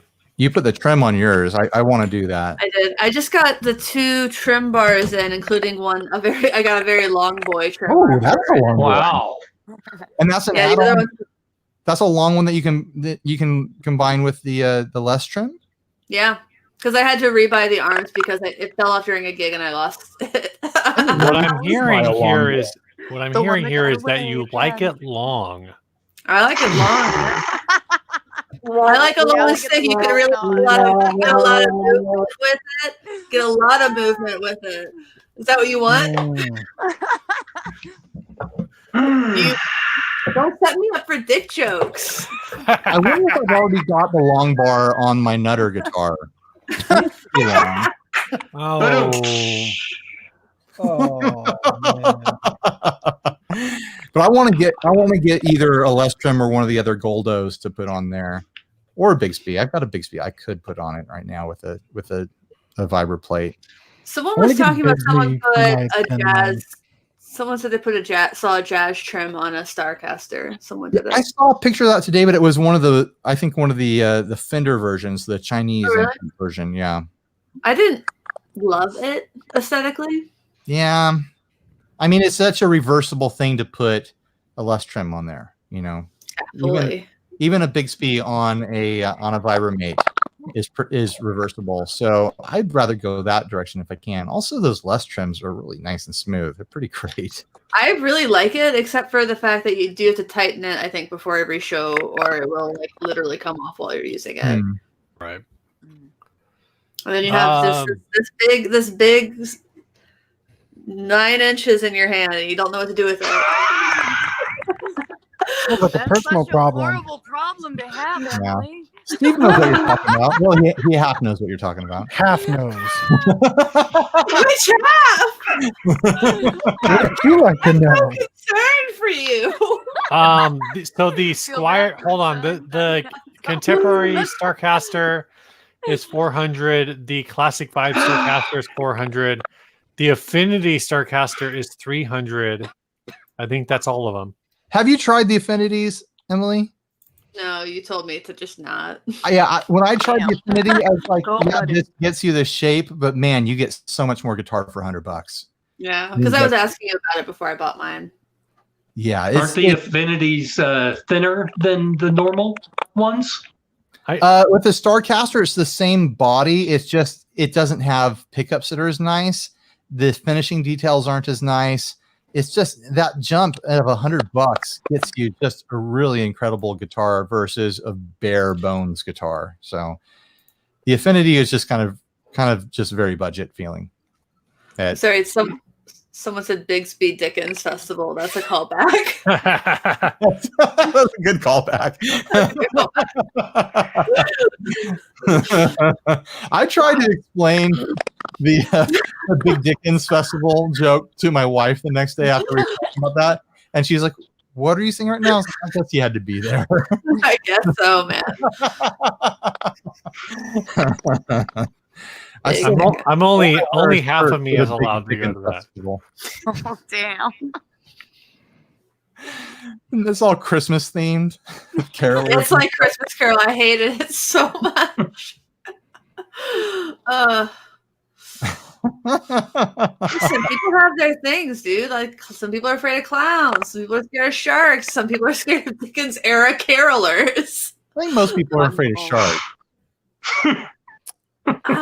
Sharks, they only bite. You've spent a lot of time in the water, Ryan. Have you ever seen a shark while you're surfing? Yeah. I don't think I've ever seen a shark while I've been in the water. Any shark ever? Not that I've known about. Not even like a loan shark? I've gone out and swam with sharks. Like, sand sharks, but they don't really count them. Like there's sharks you can go out and swim and chase around, and they there's a time of year when they just are off the coast and there's hundreds of them. But I've seen proper sharks, the kind of sharks people are scared of when I'm out surfing. Yeah, I don't think I've. I mean, I haven't spent. Wow. Are you okay? Wow. That was awesome. That was almost like a Steve just blew his own damn mind thinking about sharks. Yeah. Next topic. An epiphany. Next topic. Are we doing topics now? Thank you. If you're going to have an epiphany, please don't do it sitting down. Mike Fuller might do that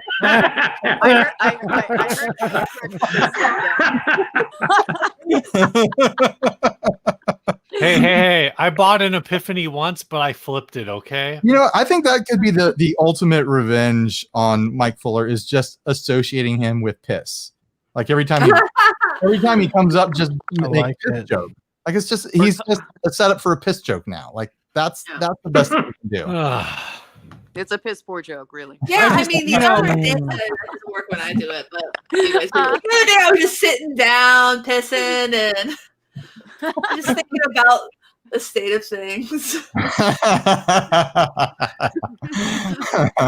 wanted to do an OCD clone that just has a picture of a toilet on it. Oh yeah. Oh. We could have that old like Calvin and Hobbes like kissing on a cymbal, like Yes. I feel like it'd be better if instead of it being the Fulltone logo, it's just Comic Sans. Oh yes, that is the worst thing ever. That's fun. It's a bad logo. Joe's a graphic designer. Yes, I have it's horrible. It's high fives. In my as long as it's not for pirates, we're all right. That's the worst. Wingdings. What about wingdings? There's people though, like people don't realize that not all like comic style typefaces are Comic Sans. Oh, so it's not all Comic Sans now? Not all Comic Sans. I just can't believe Comic Sans is. I can't believe it's modeled after the font in The Watchmen specifically. Oh. What a drag. Speaking of The Watchmen, Jesus. So, quick question. Who watches The Watchmen? Serious question. Back to serious things, because it got me thinking. You have a bunch of retailers coming out saying Black Lives Matter, making statements. Do you think it would be beneficial for them, or if one of them came out, let's say, for instance, I'm going to mention Chicago Music Exchange just because they have actually an exclusive with Fulltone to stop carrying Fulltone.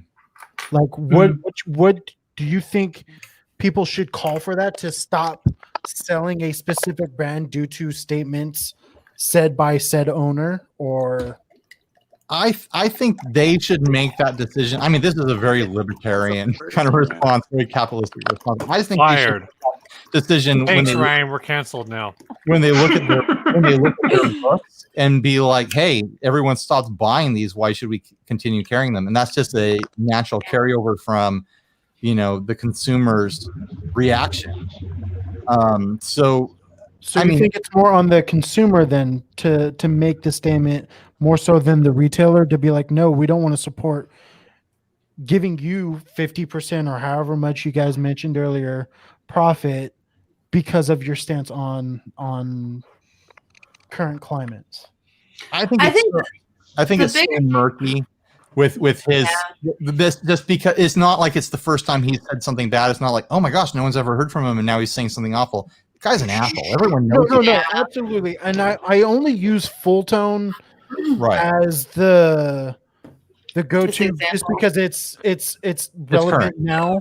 Yeah. And it's the closest that I can find, because again, even with his statements, it's not as clear cut what he was trying to say in the first place. Guys, Sassy Cat has his hand raised. I think we should defer to him for this moment. The floor. All right. Does anybody here remember the whole? No, not wrong word. Bad cat. The fuss, the stink that was raised when Reverb canceled the Pussy Melter pedal because of outrage. So they did. That was more overt. But the thing is, how much? Say Chicago Music Exchange, Guitar Center, Sweetwater, all of them freeze Fulltone out from selling through them. What's to stop him from just selling direct to the public then, other than the immense startup cost? I mean, nothing. And that's totally fine. And you can continue to support that brand.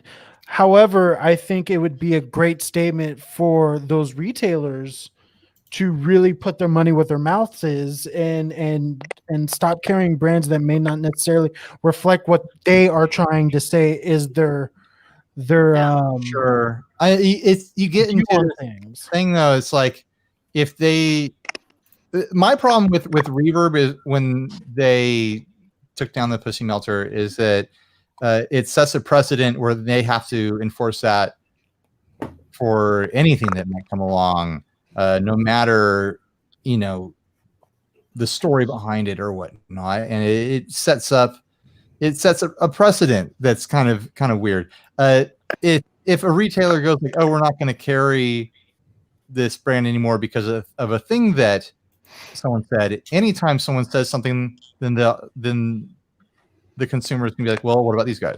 What about these guys? And I think it's much better for a retailer to do that sort of thing quietly than to make a big show of it, sort of thing. Yeah. It makes me sound like I'm wishy-washy here, but it's like that's tough. That's a really tough business thing, And it's like all these companies are really small and they have characters behind them that say wild things if you put a mic in front of them. Sure. And any company at any point, any employee, it doesn't even have to be the CEO. It could be an employee that posts something weird or says something weird that's quoted somewhere. And it's like, how crazy do we get with that? Like I've been doing the affordable stuff, and people were going crazy on me because I'd mentioned I might cover Behringer stuff because the owner of Behringer is a piece of work. It's like, no bueno. These are $20 plastic pills. At the end of the day, it's a loss leader, and I tend to be. We lost Steve. I tend to be more when I'm covering gear like that and thinking about gear. I'm thinking more about the gear than I am about the whole history of the company. I mean, just to break in, I don't think that the Pussy Melter is the best example because that's just the pedal with a name that was offensive, especially. And then there have been other things that you've seen on Reverb that have been pulled because they're offensive specifically to women. This is something that Mike said on his page that was definitely bad and offensive, and I really hated it. But it's not the same as the product itself being offensive, and I think that's an easier line to draw versus somebody's politics being not great and bad, and saying stuff that was vaguely homophobic, vaguely at best homophobic, if not blatantly homophobic and transphobic. Just maybe more than a little. You're giving them quite a bit of. Yeah, keep going. Arms not. It's a good stretch. I mean, the guy's an asshole. No, absolutely. I don't know. I just think There's tons of assholes. See, everybody can be an asshole to everybody. I could name names, and I won't do it because I respect your channel, and I don't want to get in trouble with those people. But I got screenshots of pedal builders who have had their cronies follow me around the internet. Sure. And so yeah, there's a lot of assholes out there. There's a time and place for them to get called out on it. Absolutely. And but people are still going to buy those pedals because some people don't think it's a big deal, and to some people it's not a big deal, and some other people it is a big deal. And those people can speak with their money and their words, and he can say whatever the hell he wants. That's his God-given right as an American, but he's not free from people criticizing what he says. Exactly. And that's what people don't seem to get. Right. We all get to say whatever we want. That's the part of the whole But deal. there are consequences for what you say. Yeah, Yes. and there's We can all limitations agree on what you about can that. say. Right? Yeah. I mean, There are limitations. if someone comes after him and says something reprehensible to him that reflects poorly on that person, it's like that person made a decision too, and that now they're in the muck. Yeah. Ryan, Ryan. Yes. I think we need to find a better way to do this because Doug raised like $5,000 tonight, and we raised like $60 tonight. Doug Power did. Yeah, he just posted. He's got 2,500, 2,000, so that's 45, and another 14. That's 59. So $5,900 tonight. That's amazing. Wow. No, granted, he's giving away guitars. He's giving away guitars. So That's the problem. We're not giving away guitars. You That's got plenty of them, Ryan. Get on it. There's no guitars here. Come on. Come on. That indignant look and shock, like, how dare you? Actually, I functionally gave away a guitar this past week. That Goldfinch guitar. You guys remember that thing? Oh yeah. Oh, you gave that away. I right. Yeah, I sold it for the cost of shipping to someone in the inner circle, because it turned out. I mean, I did the video of that thing, and it turned out that the builder hasn't been shipping people's orders. He's got some sort of life issue going on, or something like that. And it's like I had planned on doing more coverage of that guitar, and I can't. If he's not shipping and we're getting screwed, it's like.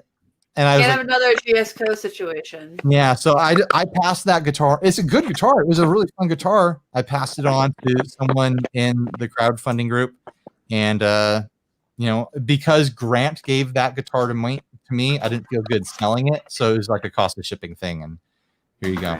So I do give stuff away every now and then. Just nothing that people would spend thousands of dollars for. I'm not giving away towers over here. I mean, technically you could. I have the Titan. To me, that sounds like an awful lot like a humble brag. It's like, hey, $5,900 over here. Yeah. I mean, if it's helping people, but the thing is it's couched more like this than it is. Oh, hey, here's $5,900 for people in need. Oh, sure. I mean, like if you want to help people, you can just give them $6,000, and then also use the money that you have laying around to buy a guitar, because you're clearly not hurting for money if you have $6,000 to throw around. But people like to be part of something, and it's like. There's different ways to scratch people's itch, psychologically with stuff. And if I think if it accomplishes a goal, then I'm fine with that sort of stuff. People want to be showy with their money. I'm all for rich people throwing their money around. Spend as much of it as you can, please. Make it rain, make it hail, make it everything. Exactly. We'll all be very impressed if you spend as much money as you can. Hey, he's back. Ryan, break out the tequila. Oh my gosh, I don't want to. Uh-oh. I'm just reading the comments on the side. I still got Uh-oh. Yeah, no. Yeah. people want to like get me $6,000 drunk. I'm sure. Hey Ryan, come on my podcast. We'll get you real drunk. Probably should. Real drunk. I'll just say the first it's the second time I jumped on not get offset on Wrong podcast. just surprised me. I'll just say my wife. Are you saying you want to be on my podcast? My wife and kids were out of town when I did like just it, surprise me. Is it call-in or do I have to go anywhere for you guys? Dreams about it apparently. It can be a call-in, Oh. but It can I be a went and call-in. hung out with That's RJ. good whiskey. So yeah, that time that Steve came, we hung out and we got pretty drunk. I think it was the first time. I think Steve, referenced his member. Probably not the first time in his life. No, the live on my cast, anyways, my podcast. Not the first time ever, but You remember? You remember? Ryan, you got that disapproving dad look. He is older than me. Ryan could be my dad. I'm only like 3 or 4 years older than you, dude. Robert, I'm drinking water. Water. I was drinking Carl Strauss boat shoes earlier, as well as a Latitude 33 Blood Orange IPA. Blood oranges, nice. I was drinking mystery whiskey from a flask. Mystery whiskey. You guys want to- I worked The some mystery is what's in the tasting flask. events. Worked some whiskey tasting events. And I at some point apparently one of the vendors filled up my flask. I don't remember. It tastes like Jim Beam, honestly. How long ago was that? 2 years. You've been drinking mystery whiskey for 2 years.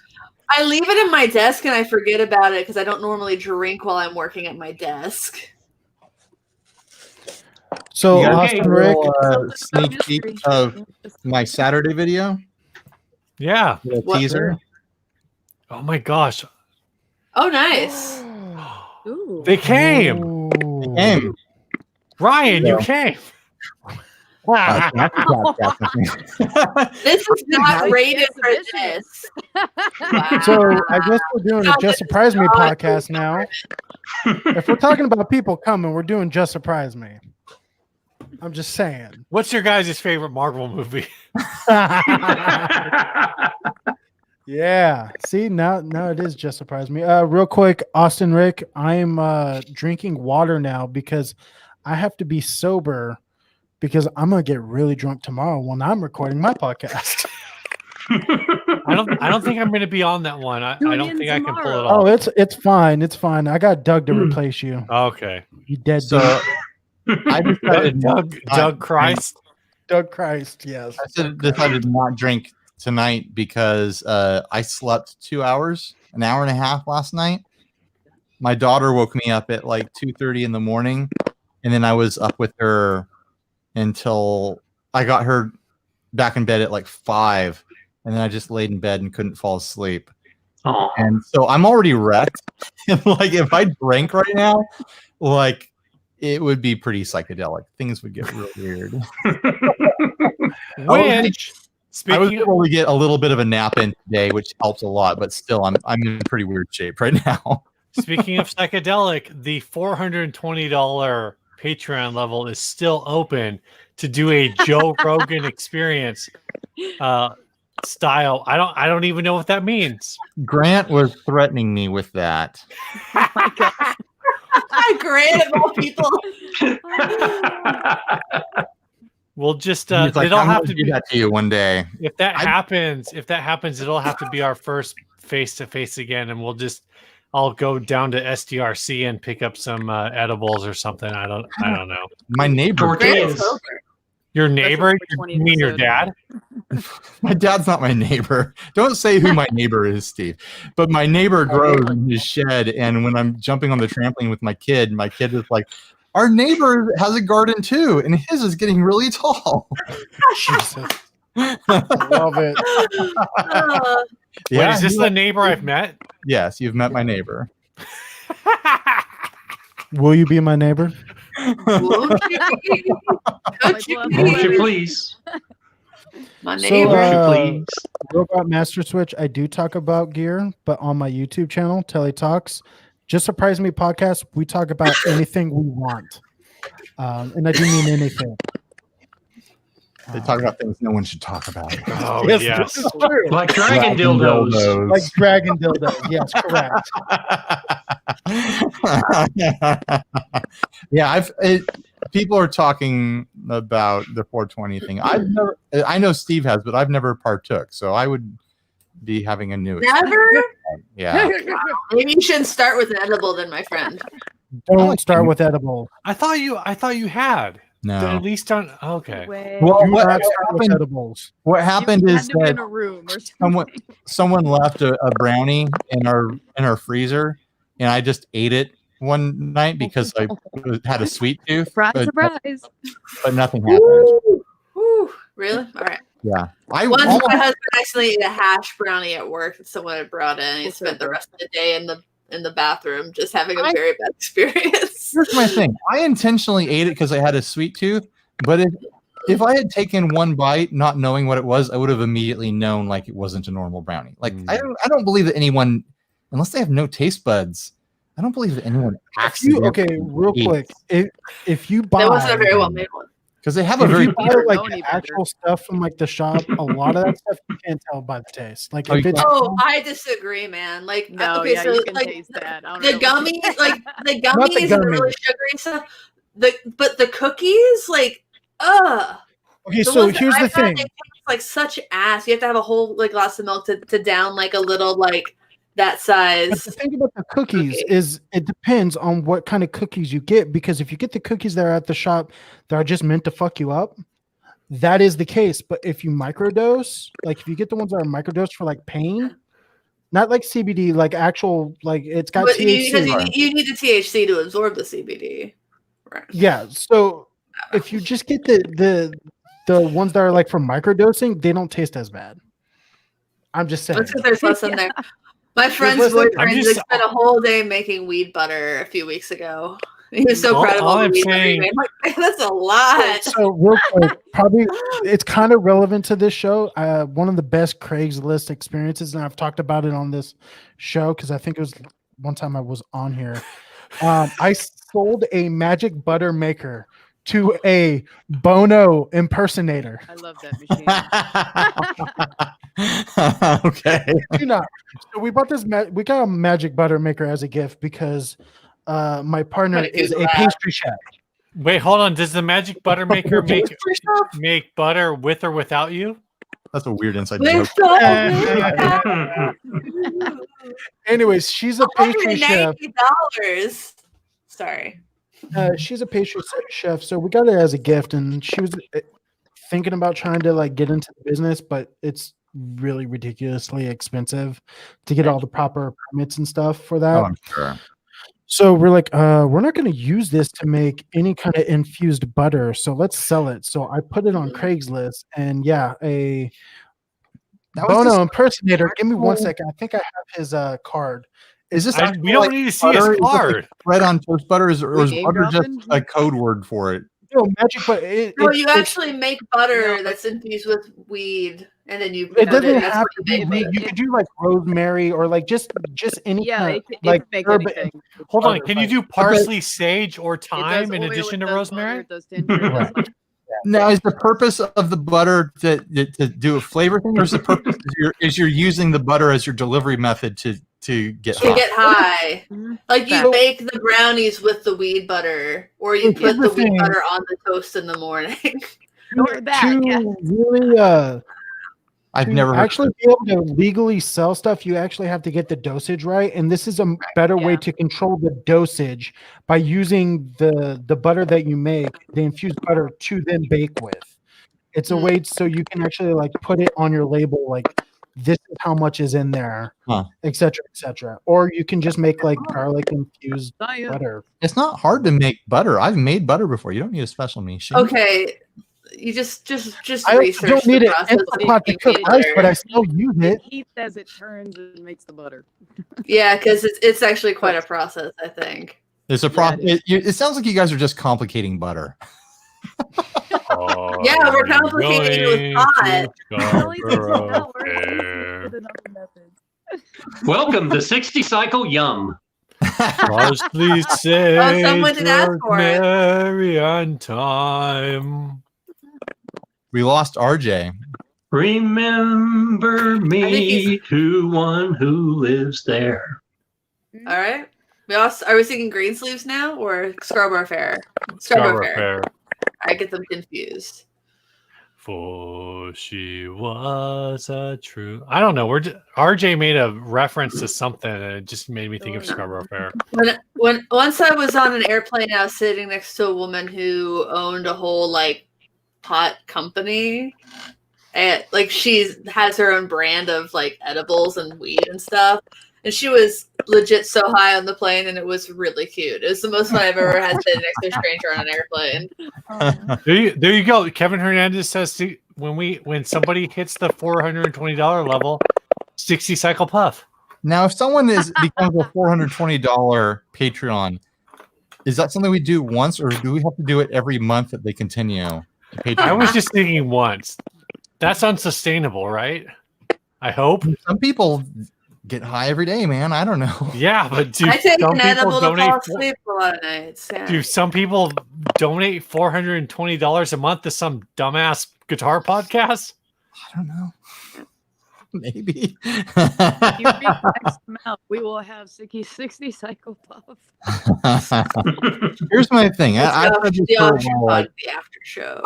I'm not attracted to what effects I see people experience with weed. It's just like I don't see that and go, oh yeah, I want that. That's not where I live. I barely like getting drunk. I like drinking. I like the flavors of it. I don't really like being intoxicated. But then like everything I see and hear about LSD, I'm like, oh, I could do that. No, you're thinking about mushrooms. You're thinking about mushrooms. Do mushrooms, not LSD. Yeah, Or I watched that Netflix thing that they recently put up, and I was like, my headspace is already kind of there. I don't know, guys. Are you talking about Stranger Things? Yeah, I really. No, that's a bad acid trip. Don't do that. Here's the thing, though. It's like I have like dreams and stuff that I think other people would classify as like really awful nightmares, and to me, it's like, oh, that's interesting. So it's like even if I had what people describe as a bad trip, I'm like, that's like, I don't know, that's kind of already my headspace that I'm fine with. Well, you don't want that to be like more though. It's like that, but a lot more. I don't know. That under a magnifying glass. But I'm fine with it. Down to the moleculars of your bad trip. I don't know. I've never done acid. Yeah, turbocharged nightmare. I had a potential option to partake in that a while back, and then I looked it up because I had to do other things. I looked it up. Like, turns out like a trip can last like 12 hours or something. I was like, yeah, that's not going to happen right now. Yeah, maybe not. You have to write your like in case of emergency on your arm. Ryan needs to do a Saturday at NAMM on acid. Please call. Saturday NAMM. Please call my boyfriend or husband. Don't call my boyfriend, not my husband. One will be bad. Please return. Yes, please return to I just want a safe place. Joe and I are having a bad trip right now. Dewan guy says, I got high on acid for a month last night.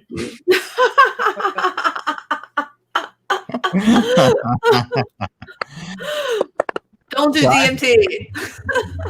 I've got ADD. When I was in high school, I was taking Ritalin for that, and I just started needing a higher and higher dose for it. It's basically speed, Ritalin. Yeah. Yes. And there was one day where I overlapped doses too close together, and it was an odd experience. Like it was like one of those things where you sit and you are hyper focused on like a pore or something like that, something in your hand, and like yeah, I took and it feels like you're stuck in a year of life, and it's been a minute, sort of thing. Like it was. I took some Ritalin to do my SATs. And I didn't enjoy Ritalin as I got older. When I was a little kid and it helped with like elementary school and stuff like that, I didn't even notice it. But as a high schooler, like I could feel myself like come off of it every day. Let me rephrase. I don't need Ritalin. I recreationally took Ritalin for my SATs. Sure. I'm happy that I don't need it to function. No, that stuff is terrible for you. I had a buddy who was basically prescribed that since he was like a kid, and he has heart issues now as an adult. Oh yeah, it's like the diet are also very bad for your heart. It's so bad for your heart. Yeah, I'm glad I was pretty sparing with it. Don't do drugs, kids. And only take diet pills sparingly. What? What? Okay. Oh. Just don't abuse Fetramine. This I was taking a different twist here in a third hour. I do want to say I was sad I couldn't make it last week because I got a little too high. And did you listen? What did you think of our take on Liz Phair? I didn't like it. You didn't like it at all. How dare you? How dare you say those things about my president? We didn't say anything negative. We like her. I was going to say you should listen to the song Exploder about divorce song. It's a pretty good one. But like the guitar tone and stuff, that was kind of the point. And people even thought that was too produced versus what she had done before on the girly sounds.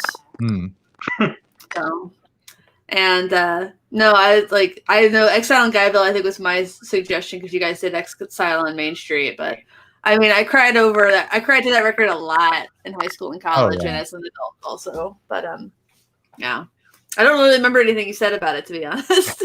To you, well, you're furious. I remember the next day I was messaging Steve some about it. That's true. Yeah. What do you think of my I think my end assessment on it was that I'd recommend it for teenage girls and for college guys that can handle thinking about other people's mind. I think college guys should probably listen to it. But I also know a guy listened to it and then he wanted her to listen to the song Flower very badly. Like he really thought she would like it. I don't think he had a creepy intention, but he just like, you gotta listen to the song. It's like the dirtiest Liz Phair song by a lot. Listen, and the bar, please. The bar is not low on dirty Liz Phair songs. Like the bar is up here, and then Flower is somewhere on the third floor of my house. Like she's very unique in her style of being explicit. Like there's no like beating around the bush. She's like, here is the exact thing I want to say. Here's the exact thing that I'm going to put in your head right now. Yeah, I mean, I'm trying to get through her autobiography right now, and that kind of illuminates some of the things in the songs. Is listening to her autobiography and then also listening to the song Exploder. But it was a weird space. There weren't women singing like that at the time. No, right. No. Like you even listen to like the Go-Go's or whatever, and like for as dirty and bad as like as they were, the lyrics don't really convey that. Yeah, that's a different kind of dirty though. Like it's a unique kind of approach to expressing sexuality, you know. Yeah, I mean, but guys have been doing it the way Liz Phair was doing it for years. I guess so. Forever. Well, what's an example Darling of a Nikki. What's that? Darling Nikki. I think. Are you talking about like explicit lyrics? Oh that hits different though. Like there's something different about that. Yeah, to me it hits different, but maybe it shouldn't. I think what hits different is Prince in those songs is he's the object of he's the object in the song. He's not like the person who's going out and pursuing the woman in a lot of these songs. I think what hits different is the voice. Honestly, like. I think when a dude sings about being horny or when a dude sings about a woman being horny, we accept it. But when a woman sings about herself being horny, it's very confusing. No, I think it's a stylistic presentation. Like when Prince is singing "Darling Nikki," like it's Prince, like it's served up on a silver platter with like a velvet napkin or something ridiculous. When Liz Phair serves up her description of a sexual encounter, it's a microwave dinner underneath iridescent lights. Like it's dark and there's something kind of gritty and dark about it. Like there's a mood to it that's very different.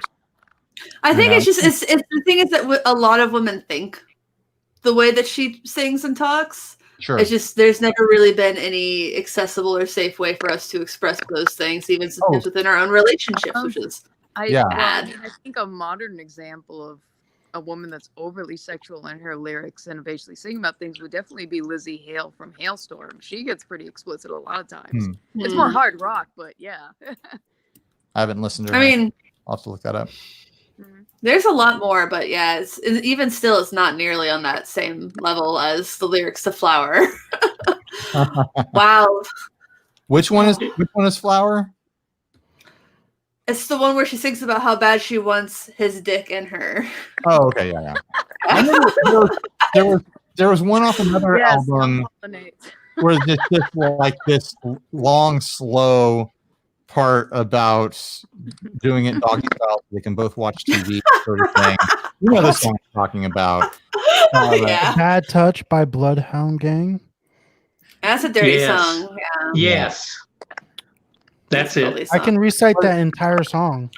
Oh, That's bummer. Embarrassing for you. I feel like we all exactly at the same exact. Bummer. Bloodhound Gang is undeniably fun in their presentation, but then it's pretty rough stuff. Oh my god. No, there were more, but it was really revolutionary then. Oh yeah, totally. Well, what about let's go back 30 years or more. How about Madonna or the Runaways or Joan Jett? The Runaways for sure. Blondie. I mean, Sherry Bomb. Jesus, of course, yeah. That's still not as quite as overt. It's just like like everybody knows what you're talking about, but it's not like I want dick, which is essentially what I heard. Has like the stalker song, like your house. I will drive past your house, and when the lights are all out, I'll see. There's always been sexuality expressed through one music way or another. Any art. It's just like it's a different feel in the way it's presented by Liz Phair. Yeah. Like it's Annie Leibovitz versus Robert Mapplethorpe, if you want like the photography example. Yeah, totally. Yeah. I mean, that's the best I got. No. Never thought of it that way, but okay. I mean, it is. It's naked celebrities or Robert Mapplethorpe with a bullwhip up his ass. Yeah. Something that I was thinking like listening to Liz Phair for the first time feels kind of like finding porn in the woods. Where it's like, no, like porn in the woods. What if I like the Mormons? It can be an unsettling sort of like it's exciting but a little unsettling. Yeah. It's great. It's not something that you necessarily knew that you were in for, Yeah. But no, it's experience. The other experiences in those songs though, like I know you guys talked about the song "Fucking Run" a little bit, didn't you? Yeah. I mean, that's not very famous, but that song's not just about sex. That song's just about being used in any general way. I don't think she's talking about having sex when she's 12. I think she's talking about the experiences that you have often with boys as a young girl, where you just kind of get thrown away afterwards. It's a metaphor. I think it's a little bit more of a metaphor. I hope it's a metaphor and not autobiographical. I don't know. It hasn't been addressed in her memoir in any literal kind of way yet. Right. I think it would. I would hope it would. I still remember that Jethro Tull album, porn from the woods. Hey, what? Is that a thing? No, it's songs from the field or something like that. But I just remember the song. But at the beginning, he's singing, "Let me bring you songs from the field, Pappy's Rotten Road." And I'm just thinking to myself, oh boy, this can go south in a heartbeat. The lyric changes. I'm gonna now sing the song in my head as "Porn in the Woods." what kind of pedal would "Porn in the Woods" be? Porn in the woods. Okay, never mind. Wait, Dirty no. Blues? Now I'm hearing that as like Band on the Run, and I can't unhear that. Porn Born in the woods. Born in the woods. Oh yes. I just heard that song now. Born in the woods. And Oh the my naked God. man and Sailor Sam were searching everyone. I love what's happening right now.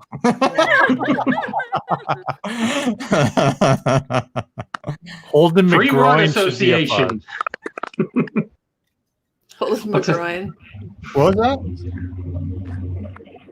There's a Yeah, well, that was a weird robot sound.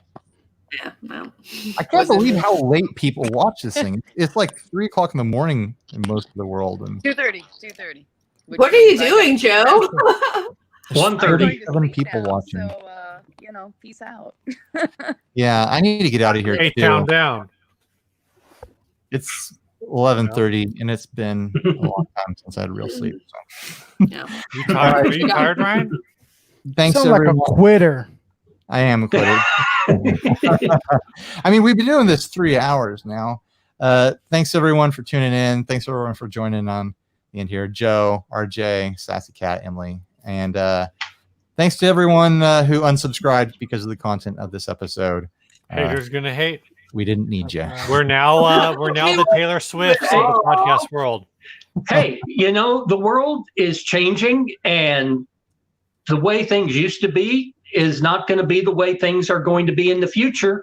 And people get mad and they get upset, stamp their feet, Yeah. say nasty things on social media to other people. But the thing is that there is a change. There is a fundamental change going on in the world right now. And what used to work last century is not going to be allowed this century. Mhm. And I just turned 58 yesterday, so I just want to. Happy birthday!